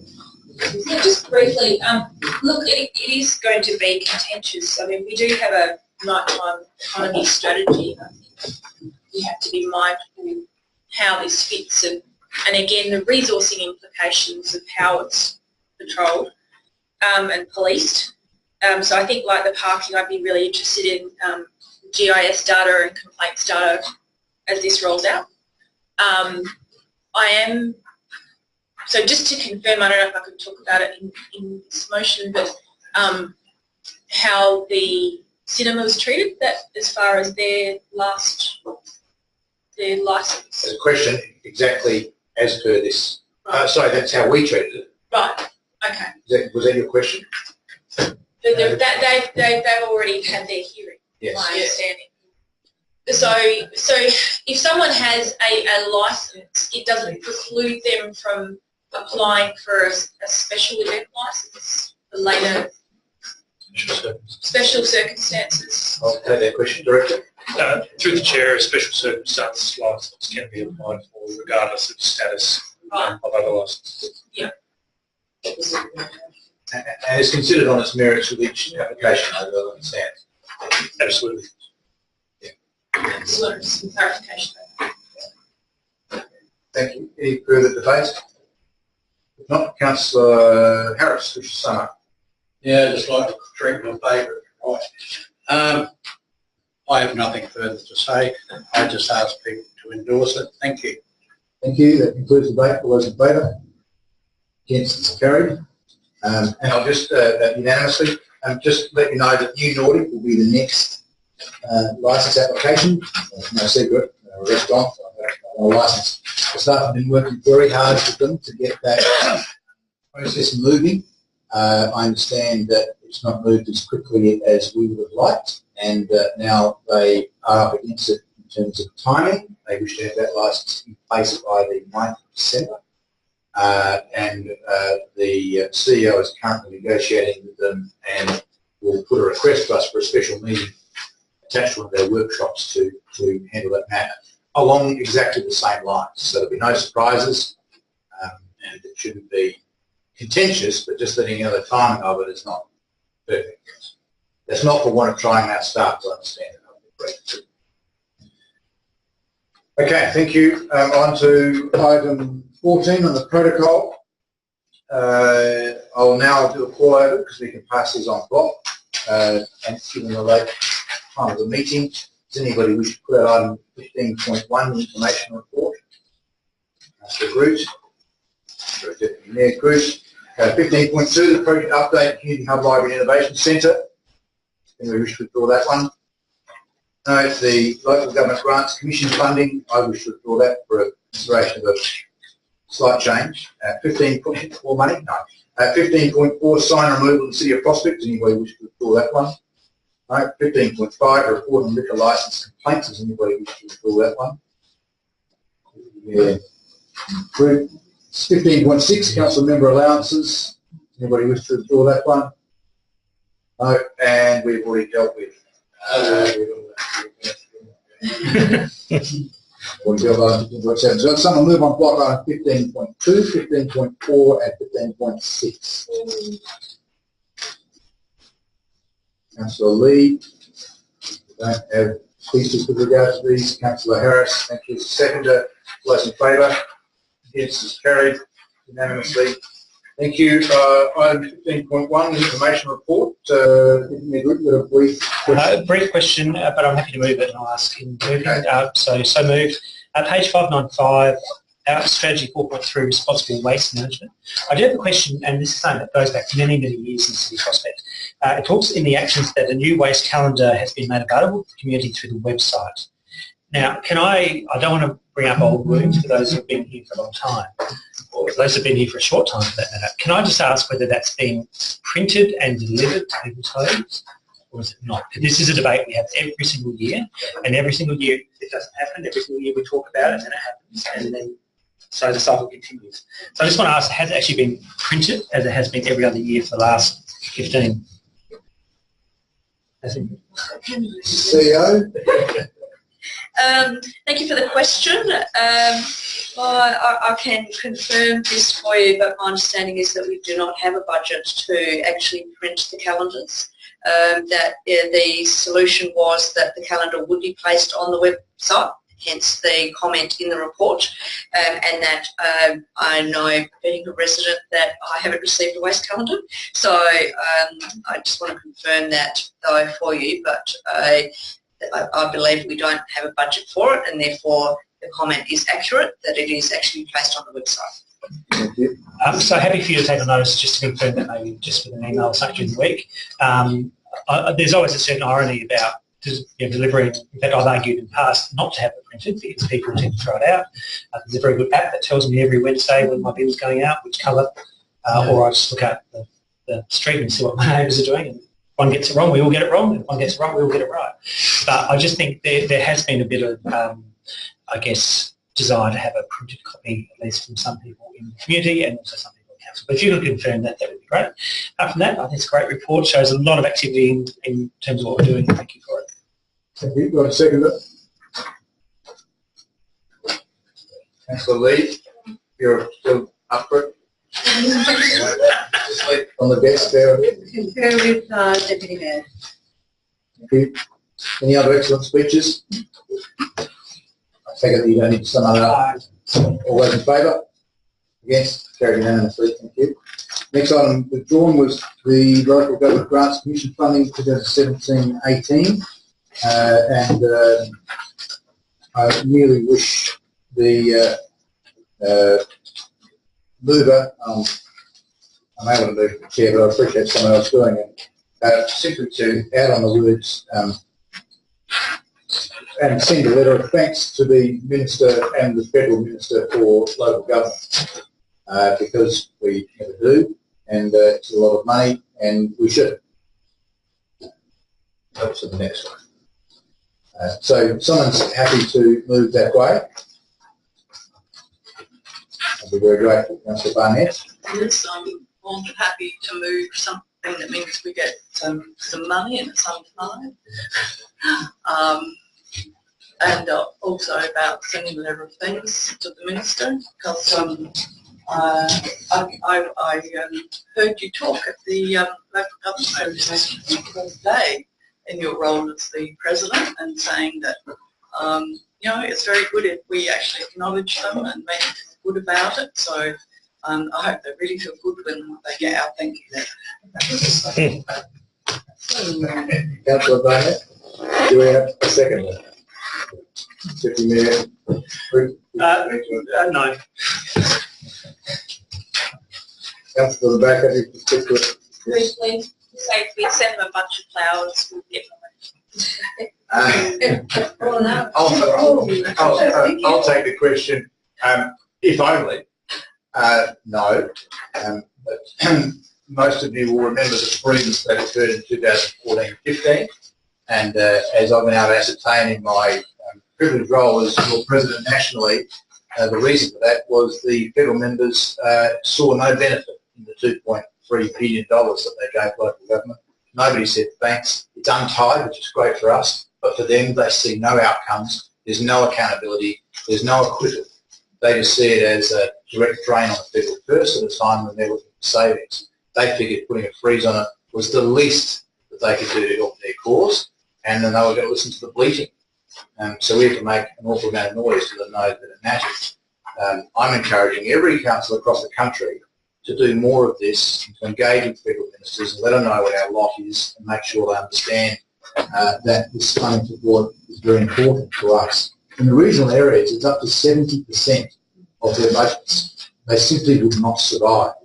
They would be creatures of the state government, as most of our northern area is. In fact, I think over half the state is out of areas. It's not covered by a local government council, and it has to be administered by the state government. It's completely underpopulated in most parts, and then the APY lands has a separate arrangement that's also out of council areas. So we all need to do a better job of understanding where the money is coming from and acknowledge it. And I'll also be encouraging the state minister to do so, because without funding the regions, those councils would fall under the minister's control, and the state would have to fund them. So they better start writing the and sending the flowers too, I suspect. But I'm not going to hold my breath waiting for that. Thank you for the question, and take it as my speech to the item as well. Sorry, Councillor, do you have anything further to that question? Any further debate? Any debate? All those in favour? Against, it's carried. Thank you. Carried unanimously. The next item withdrawn was the report on liquor licence complaints on page 641. If you wish to move it as it is. Look, in the interest of time, I will move it. Normally I wouldn't. So moved. Look, I was just a bit disappointed in the response in this report. I don't often say that, but I don't think I've ever said it, but I just don't understand how we can't access information about liquor licensing complaints in licensed premises in our council area. And I totally accept the argument that we're not the authority for dealing with complaints, but I do accept that. What I don't accept is that we can't access that information through consumer services, given that there is an incredible interest from us in the City of Prospect. I noted that there were 4 complaints that we did manage to find through our CRM process, 2 of which were licensed premises that we own, 2 that we're not, and the 2 that we're not, we refer them to SA Police, so not the authority, which is the Consumer and Business Services. So I just, maybe I could ask the question is, can we access that information from Consumer and Business Services? Because I think there's a reasonable reason why we might want that information as a council, and I can't accept that we just can't get it. So are we able to access that information? Question, Director? Chair, I'd have to look into that and get back to you in terms of whether or not that's information that's freely accessible or able to be provided to council.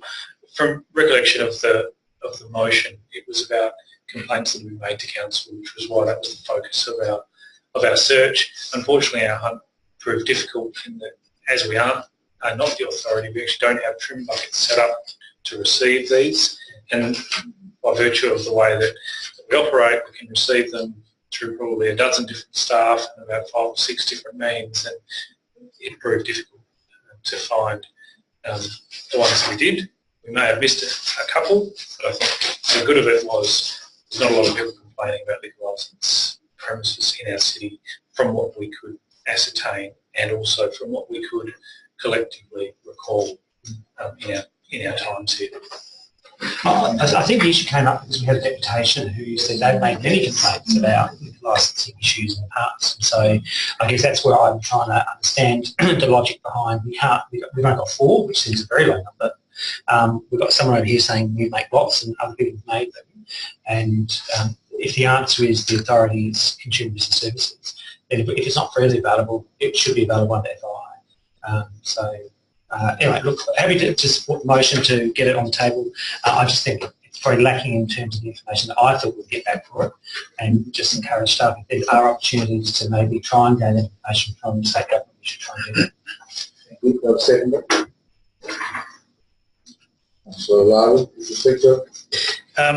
Yeah, the report was called specifically about complaints made to council. Maybe the report, maybe the question should have been a bit broader, but that's what the question was, and so I guess we've got our response to that. And even if we have missed a couple, it doesn't seem like it's kind of Sodom and Gomorrah out there in the streets of Prospect, and I don't know how we compare to other areas. Maybe it's a useful exercise to look at some data around precincts that have gone before us, so the Parade, Unley Road, King William Road, those sorts of areas who have had a lot of licensed premises for a period of time, and sort of get in touch with those guys and see what they that they can help us out with regarding data about these types of things. That could be useful to predict, what might be coming for us, but it might also be useful to predict what might not happen, because it may be presumptuous to think we're all going to go nuts and create public nuisance just because we've got some place we can go and have a drink at after 10 o'clock. So that's the next thing that I think we could do if we're really interested in sort of benchmarking where other people are at. But apart from that, it seems to have satisfied the question at least. So thanks to the staff for doing that work. Thank you. Councillor Barnett. Yes, I know. It seems that I guess it applies not only to our council but other councils. Seem to be. Well, that's not our legislation, and yet, we claim to be, quite proudly local government councils are closest to people and all that, and yet it seems that somewhere, and we have a policy, but our policy doesn't necessarily supported by our residents, who really their only way to come here is, give 5-minute representation to us, and we say, oh well, it doesn't fit, our policy doesn't fit with what the residents are actually saying it wants. We've got, a vibrancy sort of policy. It's not even our act. We just, by virtue, a bit of a feather duster approach that we're allowed to say something to the licensing commission. So to me, it just seems there's a whole lot of things that just aren't right, and particularly if we're saying we talk about, our community consultation policy. I don't know if we ever even consulted on our liquor licensing policy with our community. I can't remember. So to me, there just seems a whole lot of things that just aren't right about this whole thing. Councillor Becker. I think that I would say I'm really keen to learn from other precincts. I think we are going through growing pains, and it would be really interesting to look at it in comparison to other areas. So I think complaints that are coming through here have to be captured, even if we're not the person who's actually actioning the response. So that's really important to know from a data point of view. But also, I think by looking at other councils, we can sort of see, you know, where we are on the ladder, and also unique complaints. So there may be, like for example, a barking dog. We've had issues where we've had the same person complain about the same dog for 3 years, and finally we got it resolved. But that could be true of some of the areas. It might be one particular resident next to one particular location, and there might be other remedies that could be, you know, glazing issues or something like that that could remedy a situation. So I think, yeah, I'd like to see a little bit more detail and some approaches from other councils to handle it in the future. Thank you. Further debate. Councillor Boot, to sum up. Look, just to say, I might be a little brash earlier, thank you to the staff for preparing the report. It's not that I didn't like the report as per se, and I think on Councillor Lowen's point, I just don't think it's answering the question that I thought it was going to answer. It might be better, especially, but thank you. Please say all those in favour. Let's just carry it out. I neglected to say, I have asked the staff to chase up specifically where the complaints meant that we were told. Because I want to know what happened, sort of just as a learning exercise, so we'll get the information in due course, hopefully by now or something. Hopefully we can work out where that went. Okay, I think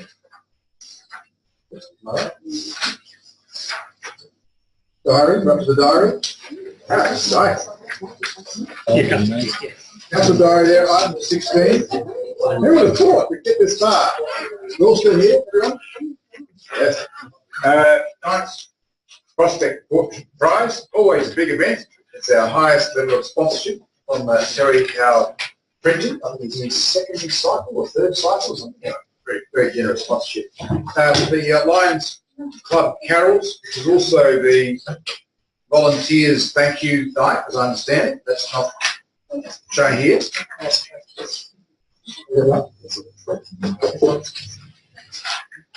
It is the same night, yeah. It's not on the diary for some reason.